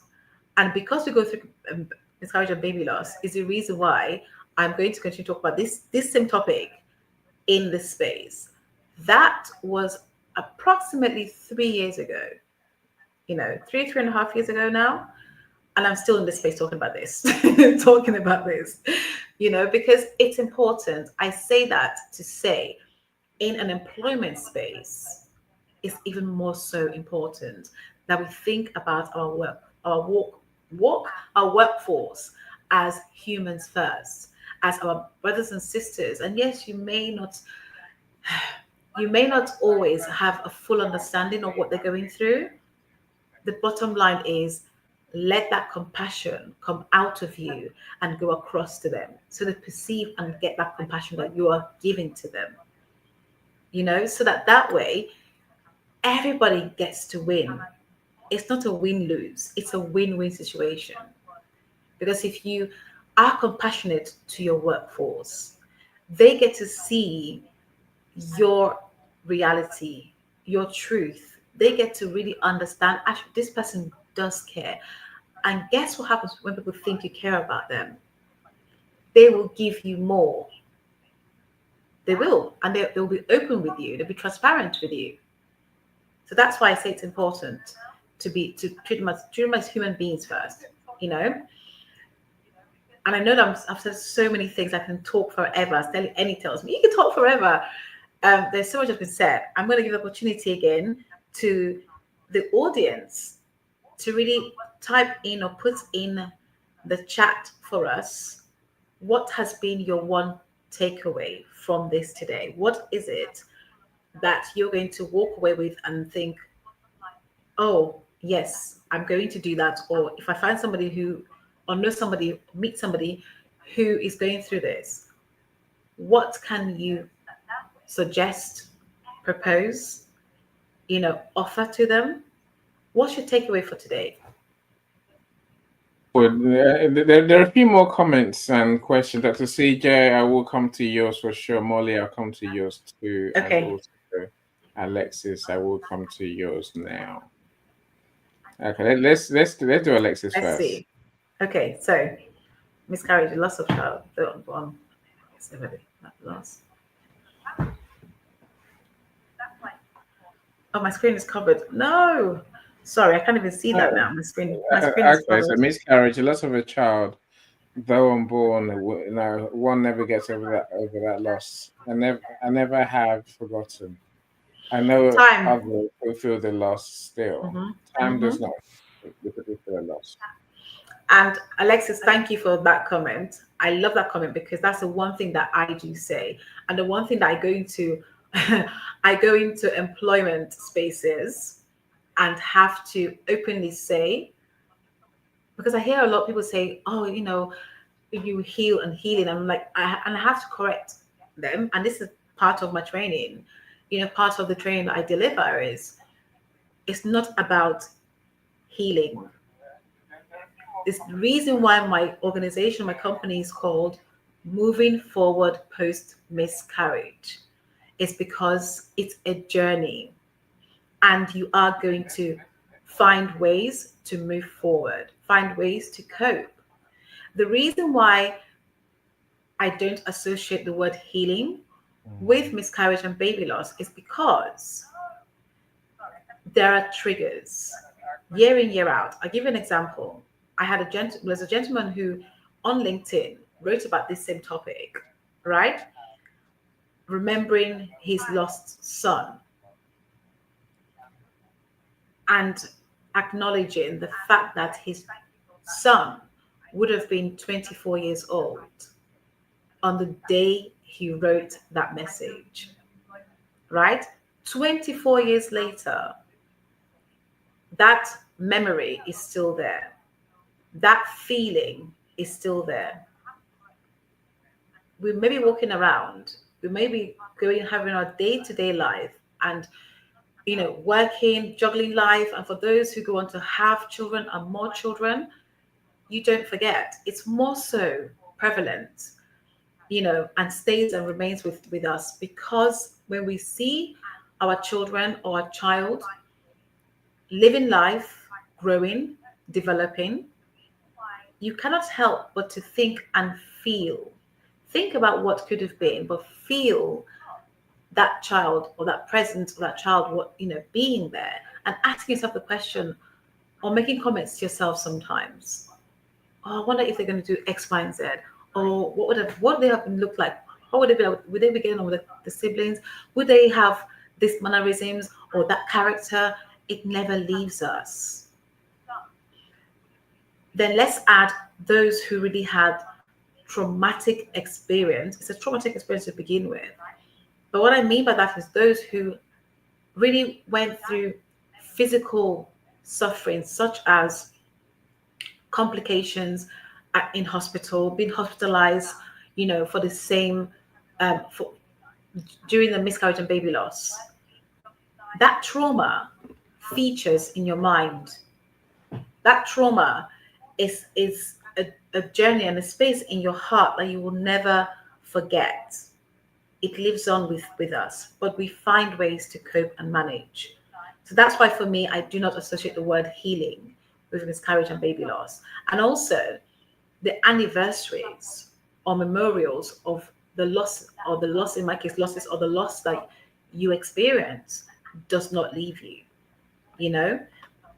For some, there is a feeling that comes, an overwhelming feeling that comes to them, either just before the anniversary, during, and after. For some, it's all three. So that's the reason why I associate, or don't associate rather, the word healing and miscarriage and baby loss. So thank you again for that message and that comment, Alexis. There's more amazing comments, but we'll get to those in a second. Yay. Alexis says that's true, the trauma. When you say have you got to go at 4 o'clock? What do you mean? Have you got to go at 4 o'clock? No? Yes, I've got to go. I've got to go soon. Okay, right. Look, I suppose no. but but Listen, let's get through. How many questions do okay, we have left? I no. don't want Listen, I don't want to leave anyone unanswered. of So course, of if we can course. get Look, through the message, what no, it sounds like the experience of baby loss, miscarriage is unique to each person, individual to each person, right? it This is. brings me back to Christian. This brings me back to the group book here that you're gonna write, the anthology that you were gonna write, Christiana, the Yes. anthology. What's happened to it? To tell people stories. That's how we're gonna learn, right? One Yes. person's story is exactly everything. Even Dr. Michael mentioned it. I'll call him Dr. Michael. No, it's not calling him Sir Michael, right? So Even he Michael. mentioned it, right? Yes, he did. Yeah, right. What's happened to your group book that you're gonna write, Christiana? It's on its way. He's looking at her. And then Alexis, feel free to join us. Yeah, well, I think it'd be a great way to tell the stories and what we need to learn. Okay, let's go to Molly's question.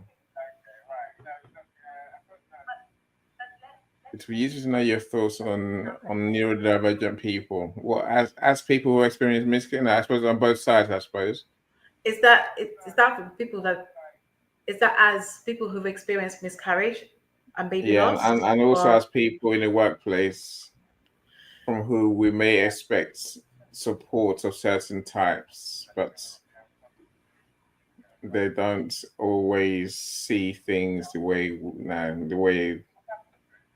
the so average person sees. she said it would be good, it'd be useful to know my thoughts on neurodivergent people. Mm. Okay, is that people that have experienced miscarriage or just generally neurodivergent people? No, but Because no. Those that have experienced miscarriage, and also those in the workplace. I mean, take someone with autism, for example, yes, right? They may have a different processing absolutely. right now when it comes to people's emotions and people's experiences, Hmm. right? But What? that's the reason why I keep harping on about communication and this Mm, journey being an individual journey. No two mm, miscarriages are the same. You have got to ensure that you take the time. I mentioned earlier about planning. When it comes to someone who's neurodivergent, you've got to absolutely plan. You can't just spring things last minute, because sometimes what happens is we plan to meet, to have a conversation, and at the last second that meeting is cancelled. Oh well, we'll catch up tomorrow. That's okay, I can speak from my personal experience. It's well, we'll talk about it tomorrow. I've got X, Y, Z space to fit you in. It's not about fitting them into that space. It's about planning so that you can give them the time that is needed, because they process and understand situations and communication differently.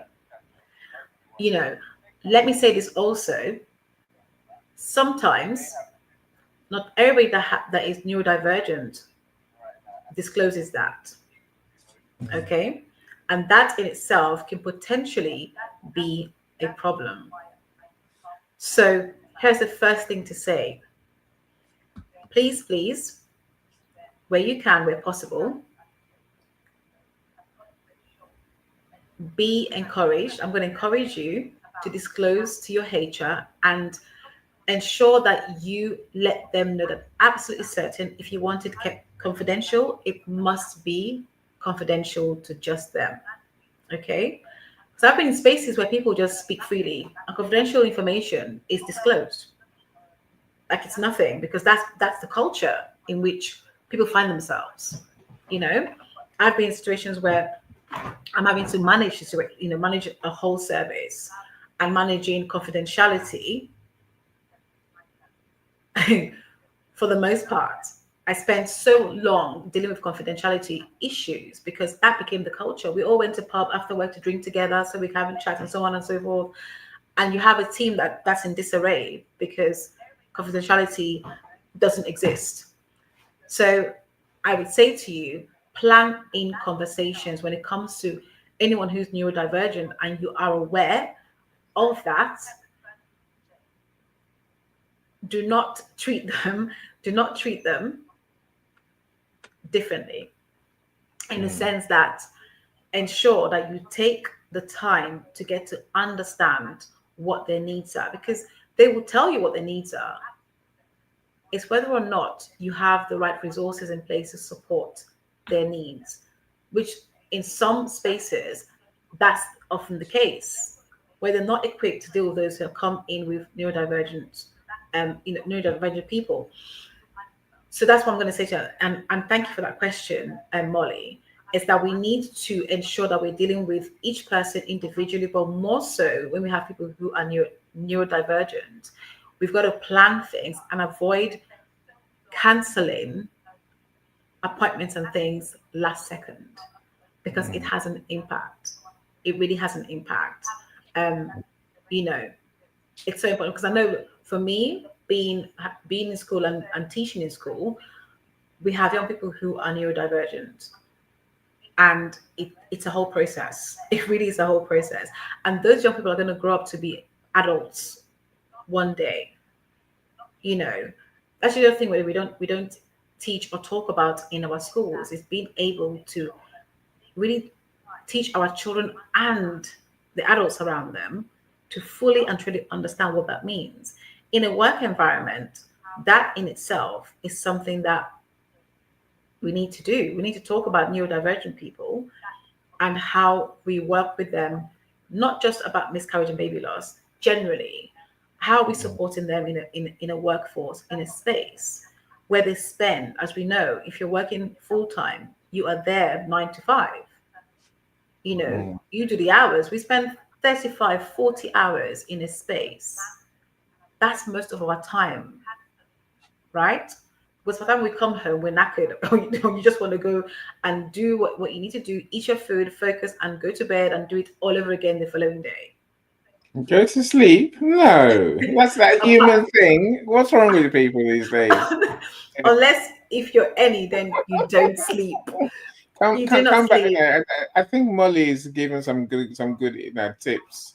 Like much like you're Consistency. saying, communication, consistency, and commitment, and getting commitments.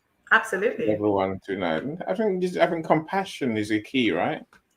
Which is why I keep banging Compassion on is a about key. compassion. Compassion. Yes. We need to do Yes. that. Truly have,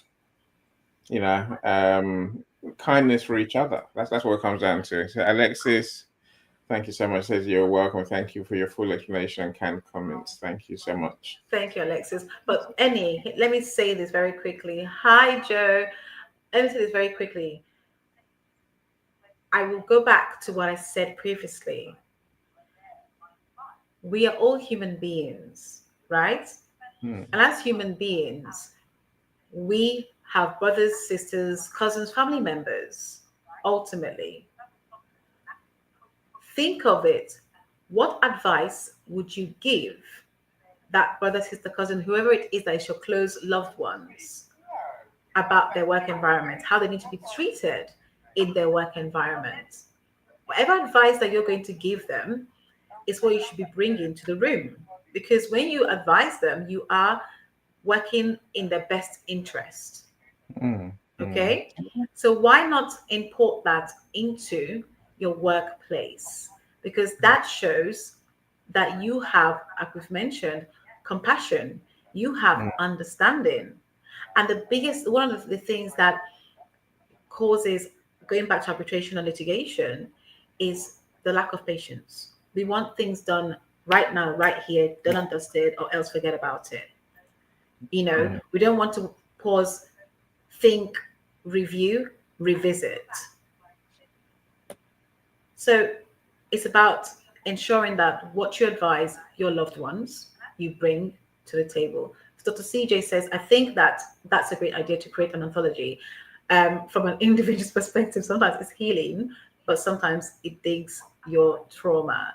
So we talked about this anthology, I think, last October. Last year. Last October. 24 last year, not 23. We're 25 now. Okay. 2023. Yes. We're talking about it. The person who has the power is not willing to use all the energy. Dr. CJ, I'm with you completely. So, and Joni agrees. But guess what? guess what happens, Annie? I hear what Dr. CJ is saying. Guess what happens when that is not the case? That's when litigation, that's when you are pulled to tribunal. So my question to you is it worth it? That little time you can spend, is it worth going No, down this of road? course not. Of course not. Of course not. You know, It's better to do the right thing. common sense And applies in this, even though common sense is not common for everybody that, that yeah, may I think experience it. like a common sense, even I just get the Goes out the compassion, window. kindness, it goes a long way. I saw someone, one of my friends, Auntie Joy, did a post, I think yesterday, this morning, that says, the way you get customers, the way you build your business, it's not, it's not through marketing, it's not through sales, it's through kindness. Everything is And about kindness.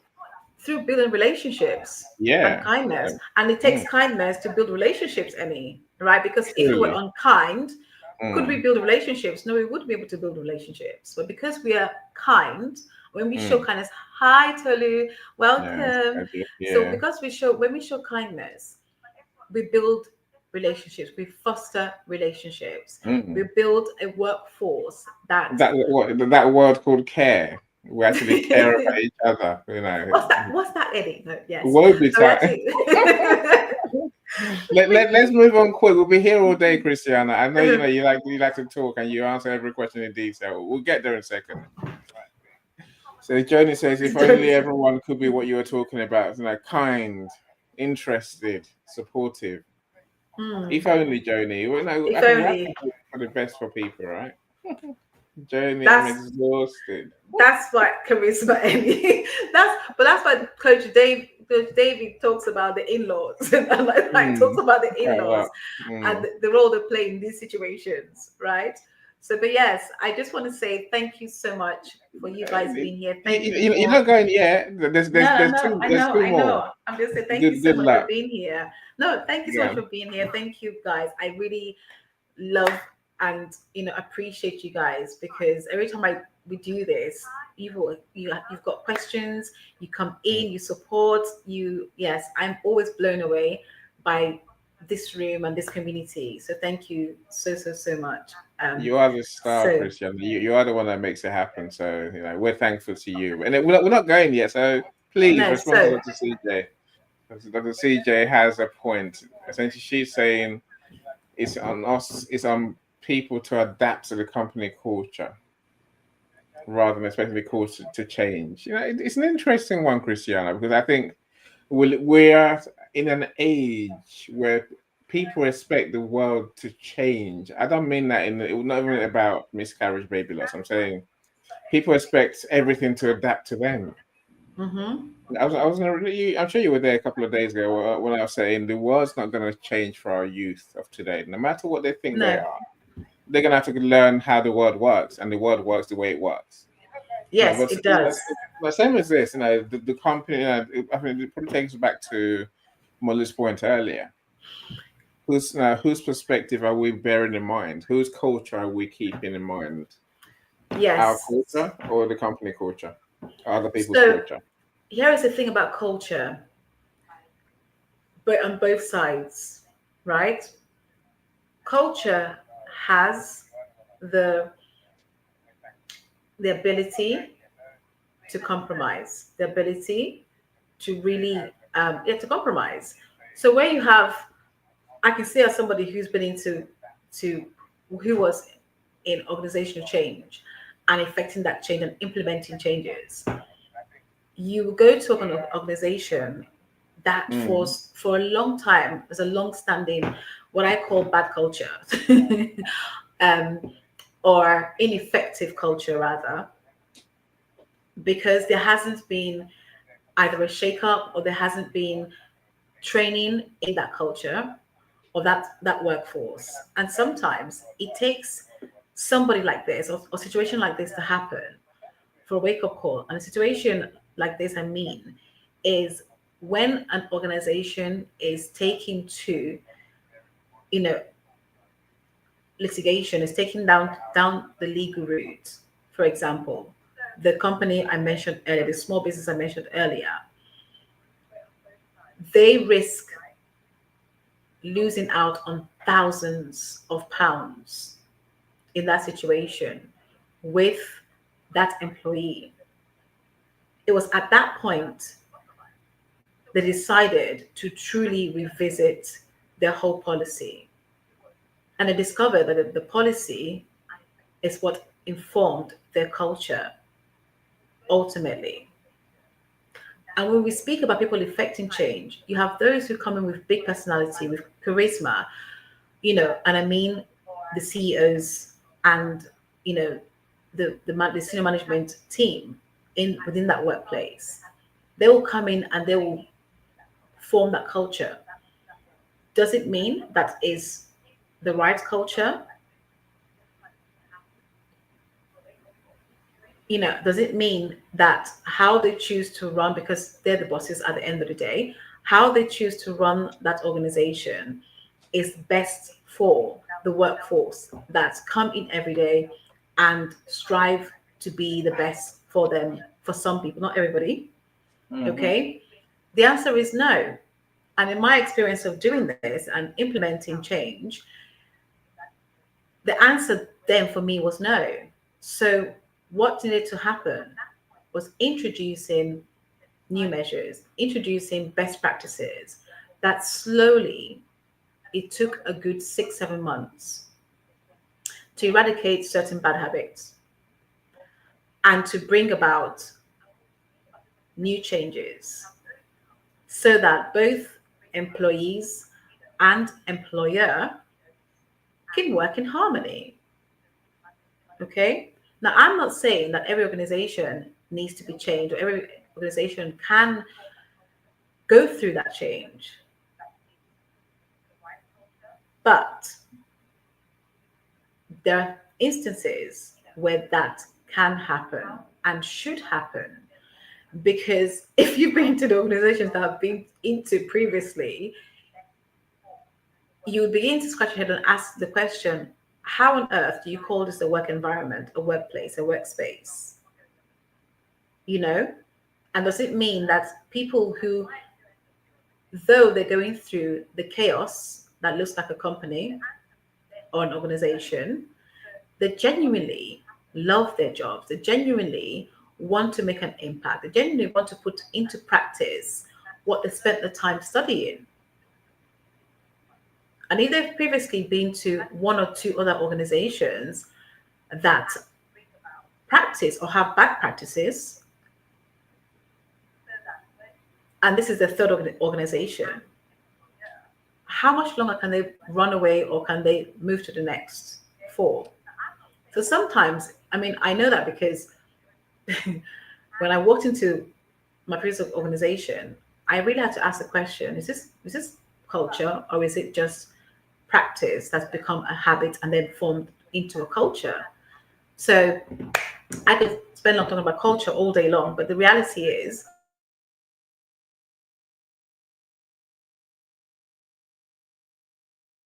Oh no. No. What happened there? We've lost your voice. We've lost your voice. No, wrong time to lose your voice. We've lost your sound. That is so upsetting. Is it me or is it everyone? That is so upsetting. No, you're still there, but we can't hear a word.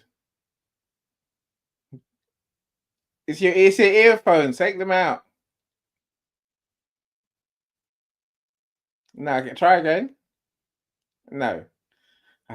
Restart your device quickly, Christiana. That's all you can do, right?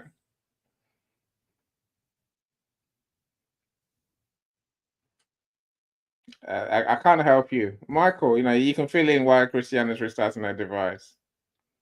Your sound just is disappeared, Christiana. It's disappeared. Unless, yeah, no, I don't like to. We don't like to not answer someone's question or someone's comment. And Michael, I can't have the answer for anything really. So I would say I don't do this room without Christiana. That's all right. Michael, save me. Yes. Can you hear me? Yes, perfectly, my friend, perfectly. Okay. So that's unfortunate that she left. She'll come back. What was the question that was she was tackling? I think the Dr. CJ's point about adapt. I think I can see the Dr. CJ's point. I think we have to adapt to the place that we go to work. And she's saying rather than demanding the workplace changes for us, we have to somehow adapt to the broader culture in our companies. Yeah, Okay. and then we might be able to begin to create the right environment for people who experience baby loss. And that starts in our micro teams. Okay. Because I guess is a need to balance the needs for the of the organization. I mean, Mm-hmm. think of my business, for example.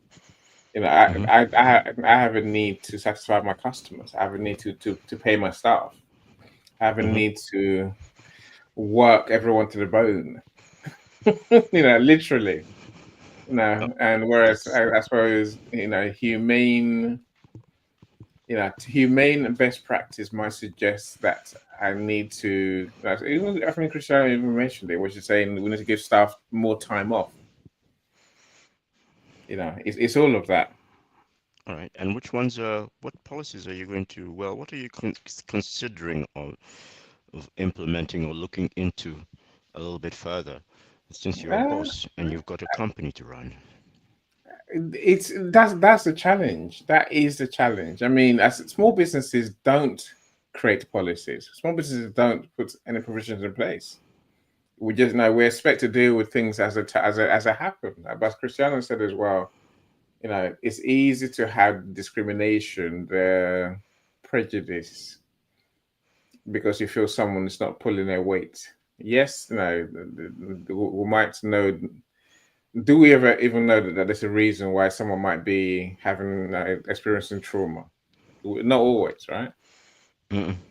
No, we will never. It's something that um, either has to come to you by them, or Mm, you have to go to them if you see something is, you know, off, and mm, start mm, querying, prodding, and questioning. Because mm, yes, you are concerned about productivity, and I can see it from that point of view. I can see it mm. from a point of view because we also have to figure out the fact that this person actually brings value to you if you implement certain Oh. processes and procedures and so on and so forth. And that's what you want. You want more Mm, value out of this person, I suppose, as they work, and an increase of that as they spend more time at your work. Um, and that's what you're looking for. Now you've got to figure out how can I get this person to give me more work or to be more satisfied with the work that mm. she is receiving so that she's happy when she comes in every day. A happy Yeah. person that comes into your workplace is a better person to work with, especially not just for you, but also for the peers that Mm, they're working with as well. The interplay has to be smooth, has to be um, something that you acknowledge and like, and and inspires you to come in every day yourself. Because I can only imagine you thinking to yourself, "Oh my gosh, I have to get into work and work with these people that I hired, and man, they're terrible." And you could go back complaining about that. Well, I'm gonna fire them. mm. I can only imagine that happening. But you Yeah, don't, and so I'm pretty can sure I. Actually, you that happens very often. Christiana yeah. mentioned as well, didn't she, when she said she had somewhere where someone said, "I wish I hadn't employed any women." There you go. It's things Uh, like that that you say, okay, now those are thoughts that you really, really want to stay away from, which means that mm, you've got some work, and at least you've identified an issue, or a problem that needs to be mm. fixed, or let's just say a challenge. It's not a Yeah, problem; it's a challenge, yeah, and that challenge is going to make you and your company a better company with mm, which your employees can go back home and talk about and say, hey, I spent this time at work because they spend a lot of time at your work. So when they go back home, what are they going to talk about? mm, mm. Work. What Yeah, happened? When it happened? And if they have good things to say, it'll get around, and therefore that constitutes more customers because mm, the word is going around that any is valuable, any is marvelous, any is Positive Yes, tell him, pessimism as Michael. well. Tell him, Michael. Tell him. Tell him. I tell Christiana, you you know, can you? the Christiana, number you of ticks, speaking? You the still number of muted? ticks that you'll get on your YouTube after that No, will just explode. we still can't hear you, Viewers will come Christiana. in, etc., etc. Why can't we hear Christiana? What's gone wrong? I think she Look switched on your Chrome machines. browser, top Give us some left, time. Christiana, top left. Those two opposing lines. That's why it's your headphone thing. You never know they're not working until they stop working, and then we're kind of stuck. Take a look at Michael Rios' No, response. no. I would defeat it, Christiana. No, so Michael says my takeaway is that this message you read about time off from the workspace. My plan of action is to reach out and to policymakers and introduce both you and Annie. That's you, Christiana. I'm speaking for you now. That's going to drive her really crazy. To a policymaker here in the States, just a member of parliament, to do that a global initiative to put in place and the workplace starting first now with first responders. Yeah, no, it's a great idea, Michael. Of course, I think we say we'll want to be compassionate, and you mentioned first responders. I think when you have a big company, Michael, it's easier to be compassionate because you have what I call built-in redundancy. You got people around doing nothing, not pulling their weight, because that's just how companies are configured. So the 80-20 rule, 20% of the staff do most of the work, do 80% of the work. I think that's true, right? We need to find a way to, I guess, big companies can leverage those redundancies, those people who are underutilized. Whereas in a small company, no, we're going to struggle. We're going to have someone away, someone away for an extended period, especially unexpectedly, can be an issue. It cost me lots of money, and yes, I might get some of it back from the state, does sick pay and so on and so forth. But it's an expensive process for us, even to administer the statutory provisions. Time off, it's a good idea. I quite agree. So I guess all we can do as businesses is try to survive as long as we can. That's why the real issue comes if you have more than one. If you got more than one, then you really are in trouble.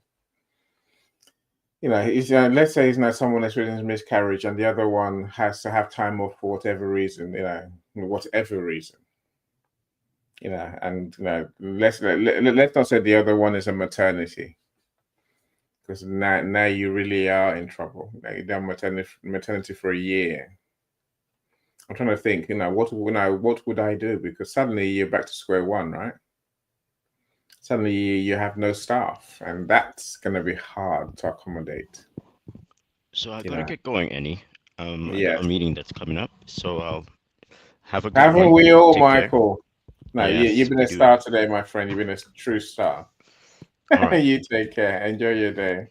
Appreciate it. I'll You- find Christiana somewhere. I hope so. I hope so. Are you going to join us tomorrow for Coach David's book launch? Yes. Michael, Yes, that's not a silence response. That's a yes, of course, Annie. I want the book for 99 cents. Yes. Excellent. That's the first thing I want to get. I'll see you tomorrow, my friend. You take care. You take care. At least Christiana got her wish, which is for me to be talking by myself, which I didn't want to be doing. I think Rosemary. I totally agree with you. Always be kind with your words, and when you see someone who has passed through the pain of miscarriage, baby loss, because your kind words also help the healing process. That's my takeaway today. I agree. I think So people will argue that the missing thing is policies. I think the missing thing is just compassion, kindness, right? So if I was just explaining the challenges for a small business to cope with someone, to give someone time off necessarily if they've experienced baby loss. Whereas I suppose compassion, kindness will give me the ability to say, why don't you work from home for that period? Why don't you have more flexibility rather than just being away from the workplace, signed off for 3 months or for indefinitely. Why don't we find a way to sort of give people the option? Molly, please do join. Molly, the link is in the comments, right? The link is no, it's not in the comments. The link is in your DM, Molly. Go look on your LinkedIn DM. I've sent you the link twice, I think. So please have a look. Thanks so much. Joni, you're being what's the word I'm looking for? Say my exotic little thing. Yeah, I'm so glad she's not here to hear you say that. I didn't say it out loud. Oh, I did. Sorry. It wasn't me, it was Joni. Oh my gosh, I think about that quote all the time. It's so horrible and weirdly complimentary. It's not complimentary at all. It makes it sound like that's some little elf. If you like elf, I suppose it's all right. Alexis has another meeting to go to. Yeah, look, thank you so much, Alexis. Well, we need to talk later, Alexis. What's going on with our client? What is going on with our book editing? Please let me know. As far as I know, it's all systems to go. So Alexis is one of my favorite editors that we work with. If you come to me to help you finish your book, I will always advise you to talk to one of my editors because I want your book to be error-free, and of course, you want the book that you write, that you publish, to be as good as it can be. Now, editors do many things, not just errors and mistakes. So, developmental editing, where the editor will give you a steer about how to tell your story with more impact. That's what Alexis does beautifully. So. Alexis, thanks for joining us. I see Cyrus has joined us as well. Thank you so much. Glad you're here, our podcaster in chief. I'm just waiting for my superstar to come back. She's falling off, her internet's falling off, and you know how life goes, right? But I have to hold it somehow. Molly, you've come to save me, Molly. How are you doing? I'm very well, thank you. Thank you. I mean that sincerely. It can feel rather lonely up here by yourself. I seem to be having too many. Okay. Have you got another tab open? Right. Do you have another tab open? So yeah, but I've closed it now. Thank you. It can be rather disconcerting when you can hear yourself talking several seconds later, right? Can you hear me now?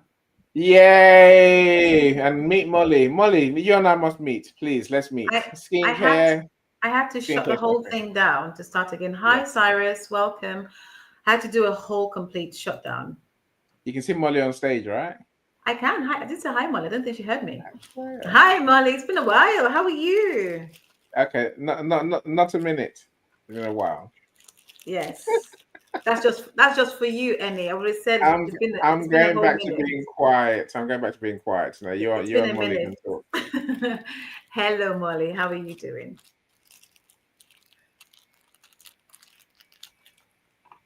Hello, Molly. I can. You still there? Oh, good.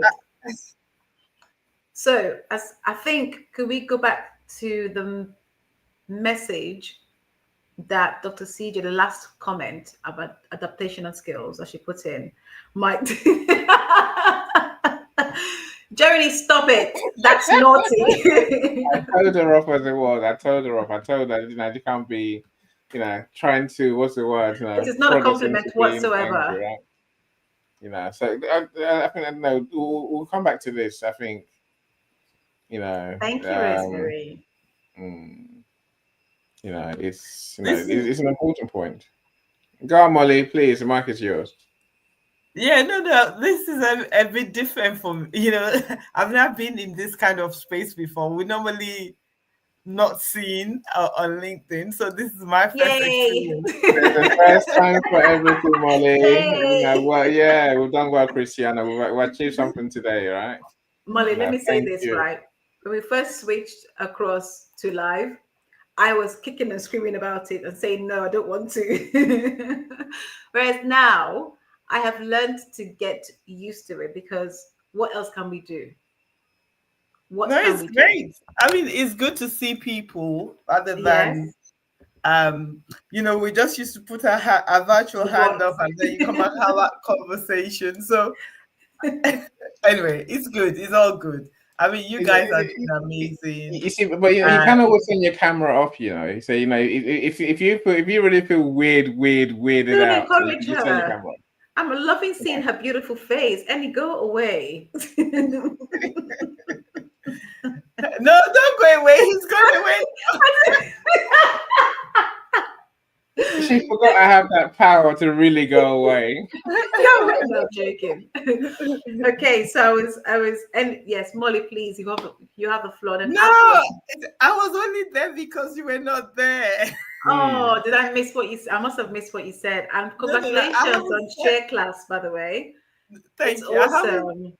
I haven't said anything. What is was that you were not there, and then he was feeling like he was by himself. So I offered to Let me come up leave. whilst you're not Brilliant. there. Oh, you're keeping him company. Oh, And thank you. What happened to I Michael? suppose now, listen, let's go back to Dr. CJ's point. Molly, what's your Yes. take on, should we adapt to the workplace, or should the workplace adapt to us? So my take as a healthcare professional and a leader in my own sphere is that I think it's a bit of both. So you can't say that this is my way or the highway, as some of the people who are coming into the workforce feel like it is.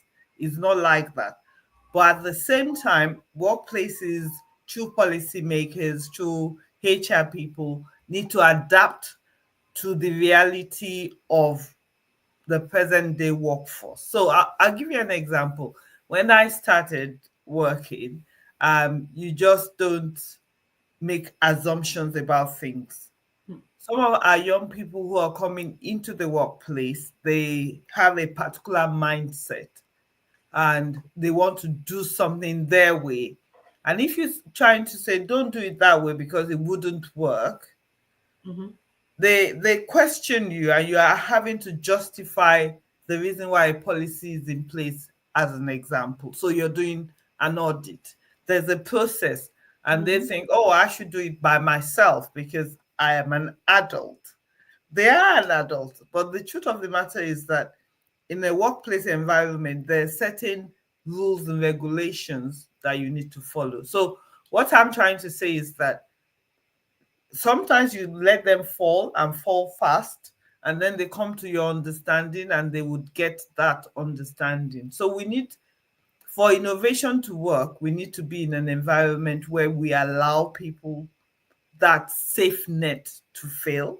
I know that's not about baby loss, but in response to the question that you asked, that's why I'm giving that But response. can I say that it does relate and feed in with baby loss too? Because it's exactly what you just said. It has an impact. The difference between, a scenario that doesn't have baby loss is the fact that this is a trauma. So the conversations and the way that we do things has to be considered. I agree with you. It is on both parties. And to answer Dr. CJ's question, is the responsibility, adaptability is for both parties to do so.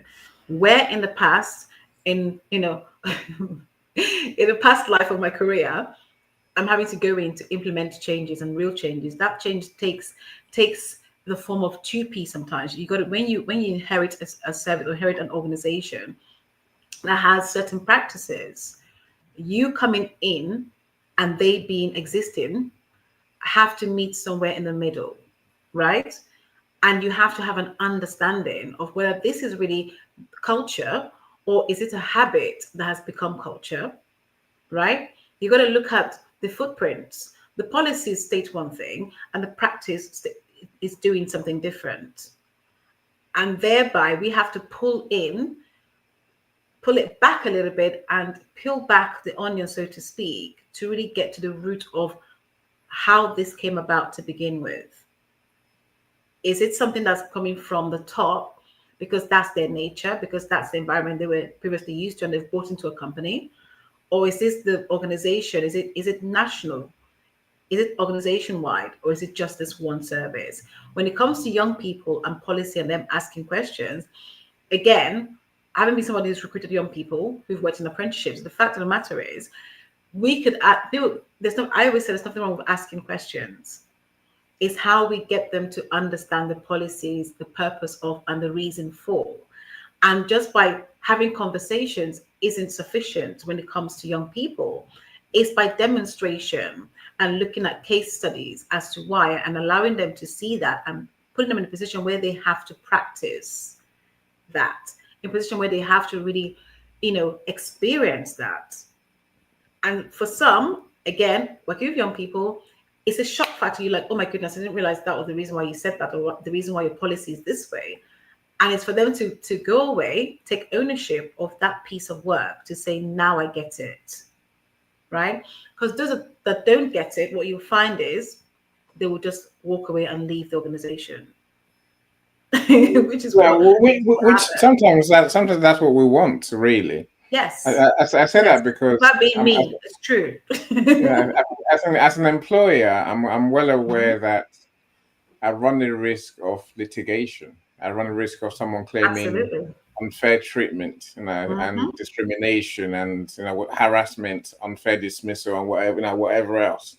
Absolutely. Because people are just mean and don't take people's needs into account. That's the word bullying. Can I just The word bullying is one that works a lot within young people and organizations. I know how many have landed in my ears to say, is there anything that you can do because of my previous experience? How can you help us? What suggestions can you make or recommendations? And the word bullying features quite a lot in these situations and scenarios, not because they're actually being bullied, but because they've come from a different experience, a different culture. And also, it depends on what a young person has been exposed to and what the experience is that they're bringing to the table, right? So there's all of these things to factor in. And this is the reason why I always maintain communication is really important.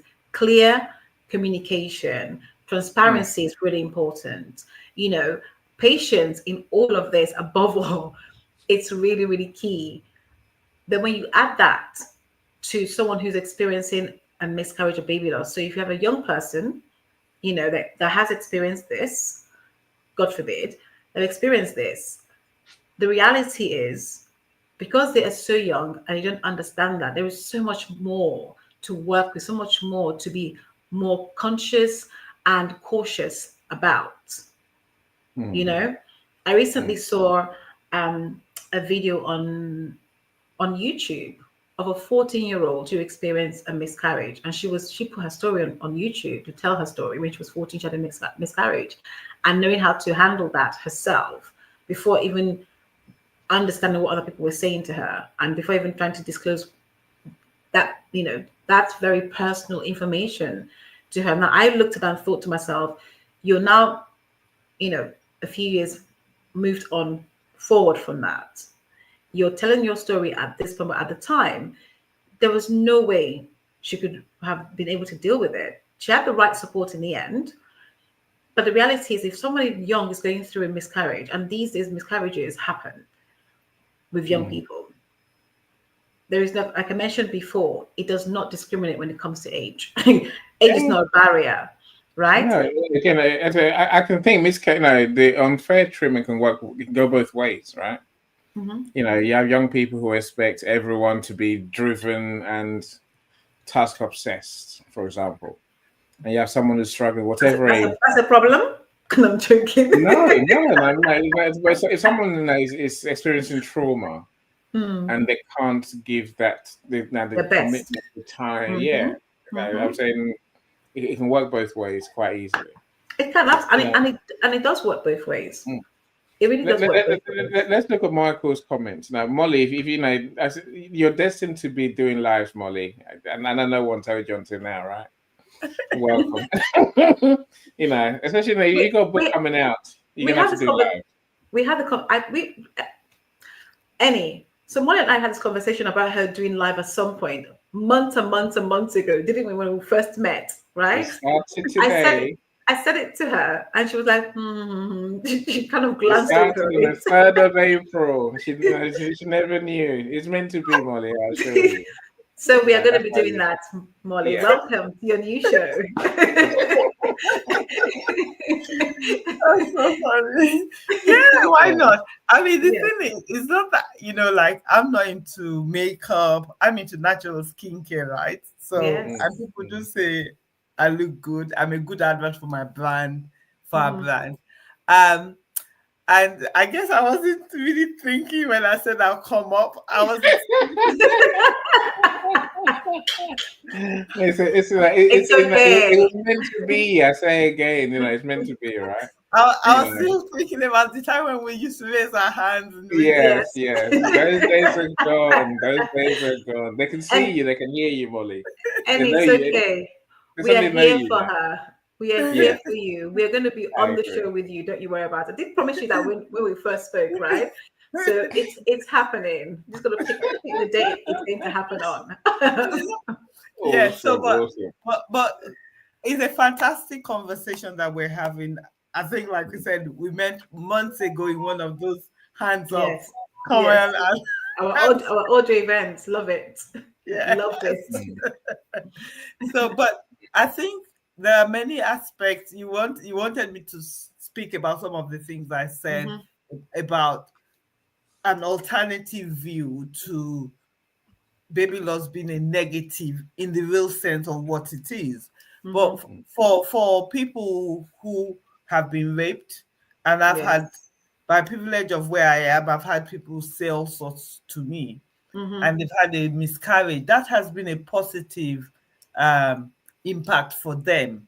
You understand? So because there's also this spiritual for those who have Christian values like myself, who might not be a fan, even though women have a choice, but they might have a Christian or even background, or any religious background where abortions or miscarriages or those kind of things are frowned upon. That's something that weighs deep on that person, and is important for them to to understand that themselves first before they start having that communication with somebody else. You know, so it's baby loss, miscarriages, the massive topic impact on people. And it's important that we meet the person, which comes to communication. You know, I said about communication, consistency, and you know, those things are really important. We need to be committed. And in my role as a healthcare leader, I always think to myself, when somebody comes to this place, I want to treat them like they're my own. So the value, the system, and I always tell my co-workers that I see them as family, because it's really important that when you see somebody as a family member, you want to give the best for them. And that's how I also see my patients or anybody I relate to. So my children say, "Mommy, you take things too much to heart. You shouldn't, you know, it should." Makes you human. Yes. So I think, as the saying goes, wear our hearts on our sleeves. And I guess the thing is, when you're in healthcare, I always say people go into healthcare not because they want to make money, it's because they care. Yes. By and large, that's why people go into healthcare. Yes, but that is so true. People do care. Here is where it goes wrong and when it goes wrong. And I'm not putting this broad brush to everybody. I can speak from my personal experience, the clients I've worked with, and those around me. When we speak of healthcare and where it goes wrong, are those who have been, from their perspective, have been in that environment for quite some time, for a long time, that they begin to, it's almost like when you become desensitized, to certain images in a certain environment, like social workers, for example, sometimes or police who see dead bodies, they learn to build a thick skin. Where you have healthcare professionals that perhaps have been in the industry for quite some time, in the sector for quite some time, there is an air of, complacency that people tell me they experience, or it feels that way, or the perception is that, and in some cases, that's the reality. And so that's when and where and why it seems and to go wrong, because now they're professing to have seen it all and know it all, as opposed to taking that individual in front of them, the case on its own merit. Yeah, and so as somebody who has been in the healthcare industry for as many years as I am an adult, I hear what you're saying. And that's why it's important to listen to the perspective of the team around you. And as I always say to my team, I don't know it all. Because you're junior to me in a role does not mean that I know more than you. You can know more than me, but I am accountable in this Yes. environment. So if I delegate something to you, it's because I believe you can do it. If you can't do it, please come back to me and I'll give you guidance. But that's the kind of leader that I am. But that's And just you. yeah, that's just me. That's And you. that's just me. And that is true. And I think it's important to, I think with the workforce that we're getting in now, leaders are being forced to make that changes because, again, let me talk about healthcare.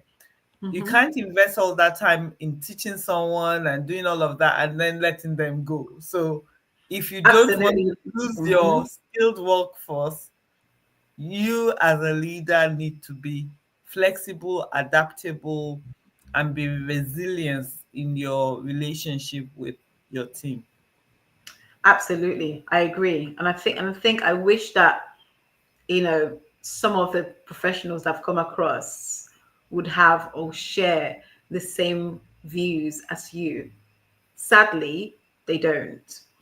And this goes for me when you move into the more higher up, professionals who've been in that sector for over 15, 20 years, reaching 30 years. That compassion becomes lacking. That compassion is nowhere to be found. And I believe that continuous training is needed, you know, for people to remember why they went into the profession in the first place. There's a place for training and there's a place for who you are as a person. Absolutely. I agree. I do agree with that. But that being said, when it's continuous, when it is consistent, and I'm saying consistent because we mentioned communication and consistency.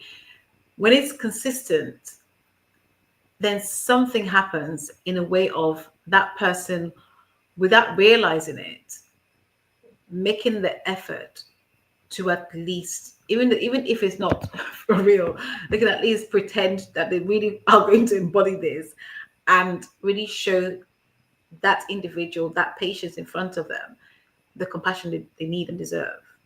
Whereas if it's gone on for a long period of time that they never, and I can say this very confidently from my experience and from experience of others who experience this same, professional.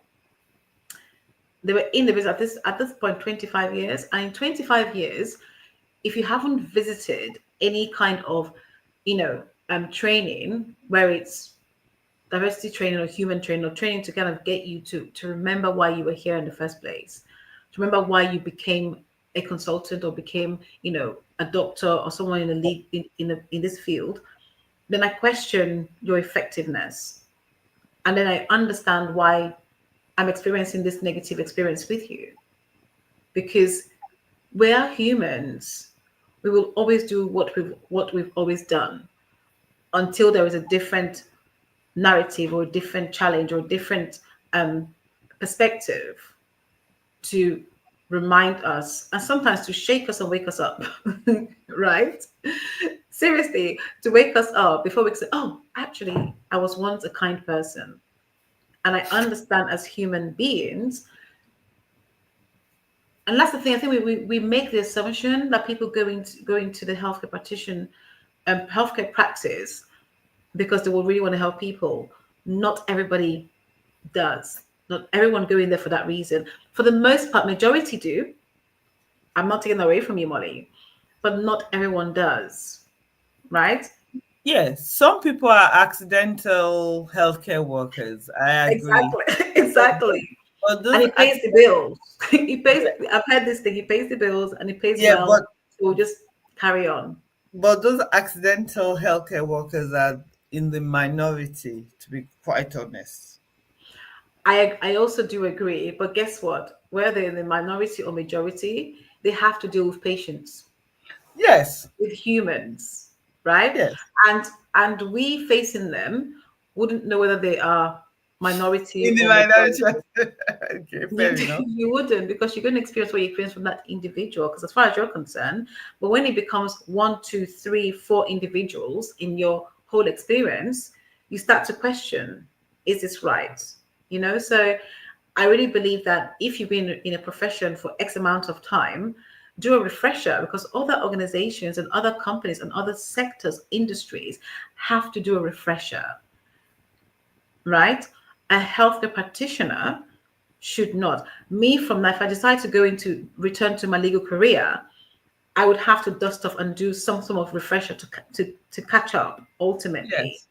Whereas doctors don't do that, you So know, what they do, no, but necessarily. what, Or, no, or but back, what, back back then they didn't do that. Is what I'm yeah, reading from my experience. you're meant to go to annual conferences to update Mm-hmm. yourself on what's going on. CIPD. But Mm-hmm. yes, CP. But it comes back to what somebody had made in the comments Yes. about time. So And there's yes. Sorry, carry on. yeah, so I was in a webinar today, and the lady posed a question: Mhm. time or money, which one is more expensive? That old argument. And time is more expensive than money, Mhm. Yes. because the time Yes. gone is time gone. You cannot take it back. Yes. You can buy some more share class products and I'll get money. Hmm. Give it a plug to share Yes. class. But you won't get your time back for that time you spent making that product, right? You can't turn the clock back and say, "Hey, let's go back to 2 o'clock." No, you can't. But you can buy 10 share class products, Hmm. which gives me 2 hours back for the future, so to speak. But the point I'm making But is I that mean, you need the time to be able to go for those conferences, and you need to be able to make the time to listen to your staff so that you can be that better person in that yes. position when you're having that conversation. I was having a conversation with a young lady who had got married and she wanted to fast and she's Yes. pregnant. I said, so I took it upon myself to get to the right people. I know Yes. what I know, but I wanted to know what the people, the scholars who said, and she was exempted. But whether she took that on board, that's Yes. her that's her take. But Hmm. I did what I believe to be right.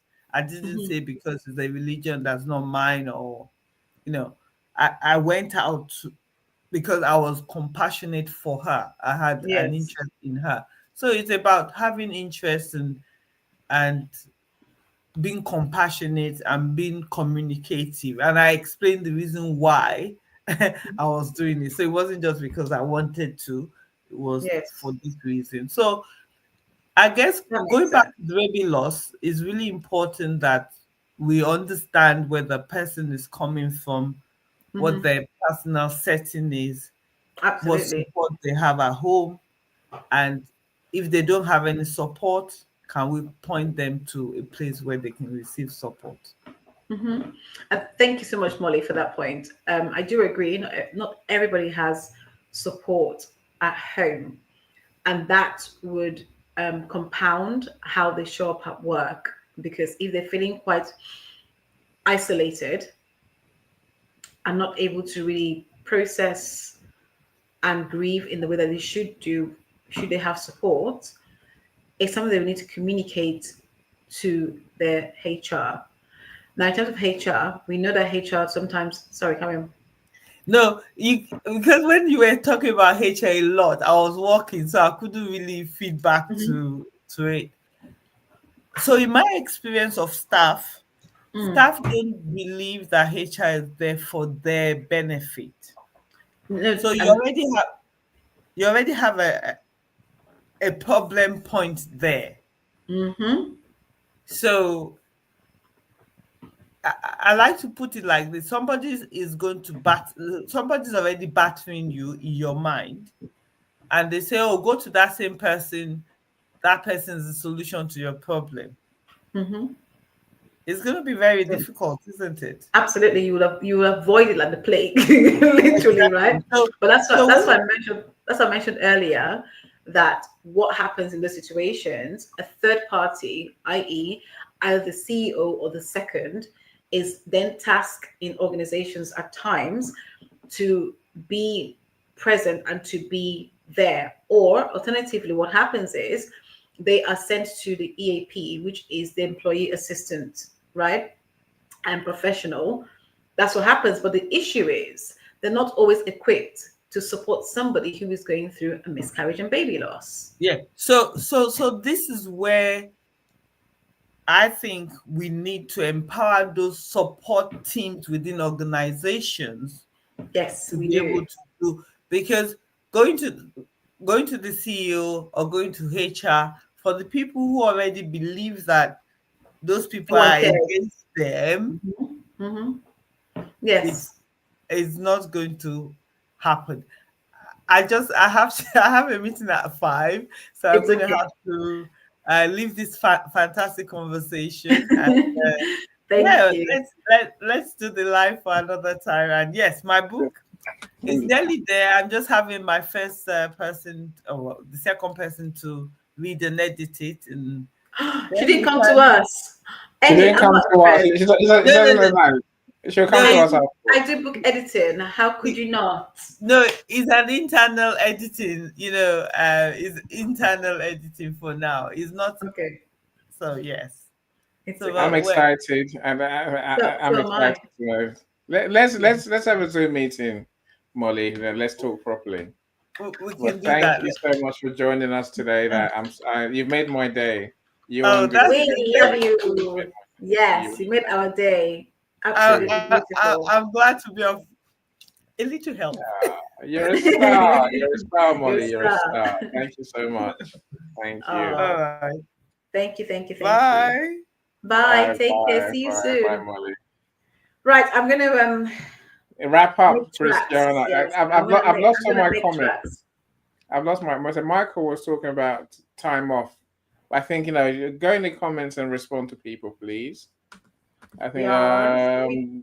what was the queen of positivity? She was talking about kindness and how we we have to be truly kind.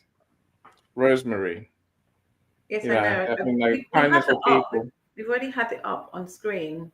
I Yeah, think yes, I agree. It's important that we really have kindness. Dr. CJ's one. We've responded to both Dr. CJ's. yeah. And Who else? Joni says we love you, girlfriend. That's you. Uh, uh, Should I put up Joni's my little exotic thing comment, or should I leave that no, alone? no. Leave that alone because you're going to open a can of worms. Hi, Let's go. Joyce. All right, let's go then, Christian. Hi Let's to go. Joyce. Thank you once again. I think I was just checking out all the comments on there. Okay. Thank you so much, Joyce, for joining us. If it's your first time, but I'm going to say once again, thank you, my beautiful people, for always being here, for always showing up and having the best questions and teaching me, and putting me on the hot seat. On the hot seat, definitely.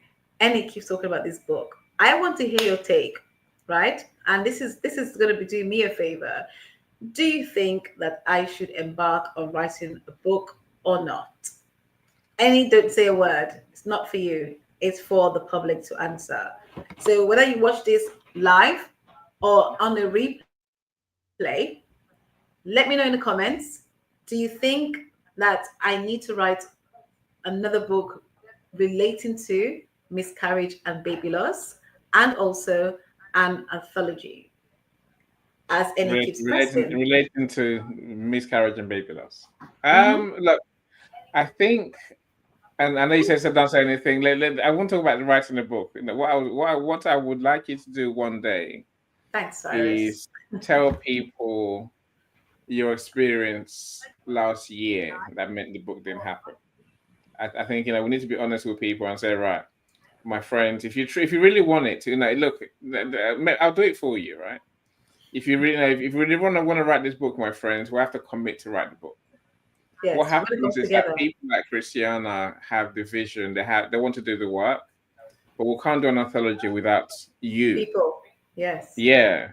And last year it proved it proved impossible last year to get people to commit to get it done. If those who are here really want to be part of a book that helps to tell the story of people who experience miscarriage and baby loss, and strategies, to hit. Is it heal or is it, To move forward. yeah, to move forward, learn to cope and adapt, all those things we'll talk about. So if you want to tell your story, how you got this far, how you move forward, then DM Christiana, DM me, put it in the comments, say something, let us know. Yes. If there's enough responses, then it's easier to say yes, Christiana, right? It is. It is, absolutely. And I want to make this point. For some people, it is a memory that they perhaps don't want to go in depth with, or are not ready to revisit it. No matter how I phrase it, I understand that there are going to be initial emotions, that you may not fully wrap yourself around or don't want to kind of face. Here is a thing I'm going to say to you, and this is a way of reassuring you. I am definitely open to having a conversation, to helping you with the processing of writing or putting down on paper or typing in your computers. I write everything, so I always say putting down on paper. Yeah, So she writes everything. You might be somebody who just type straight in. That's not me. In 2025. Can you believe that? Yes. She likes it printed on paper. Oh, goodness. It gives me a headache. As I was saying, I understand some of the feelings, the thoughts that you might be having about this, the reservations, the worry, the fear, the everything.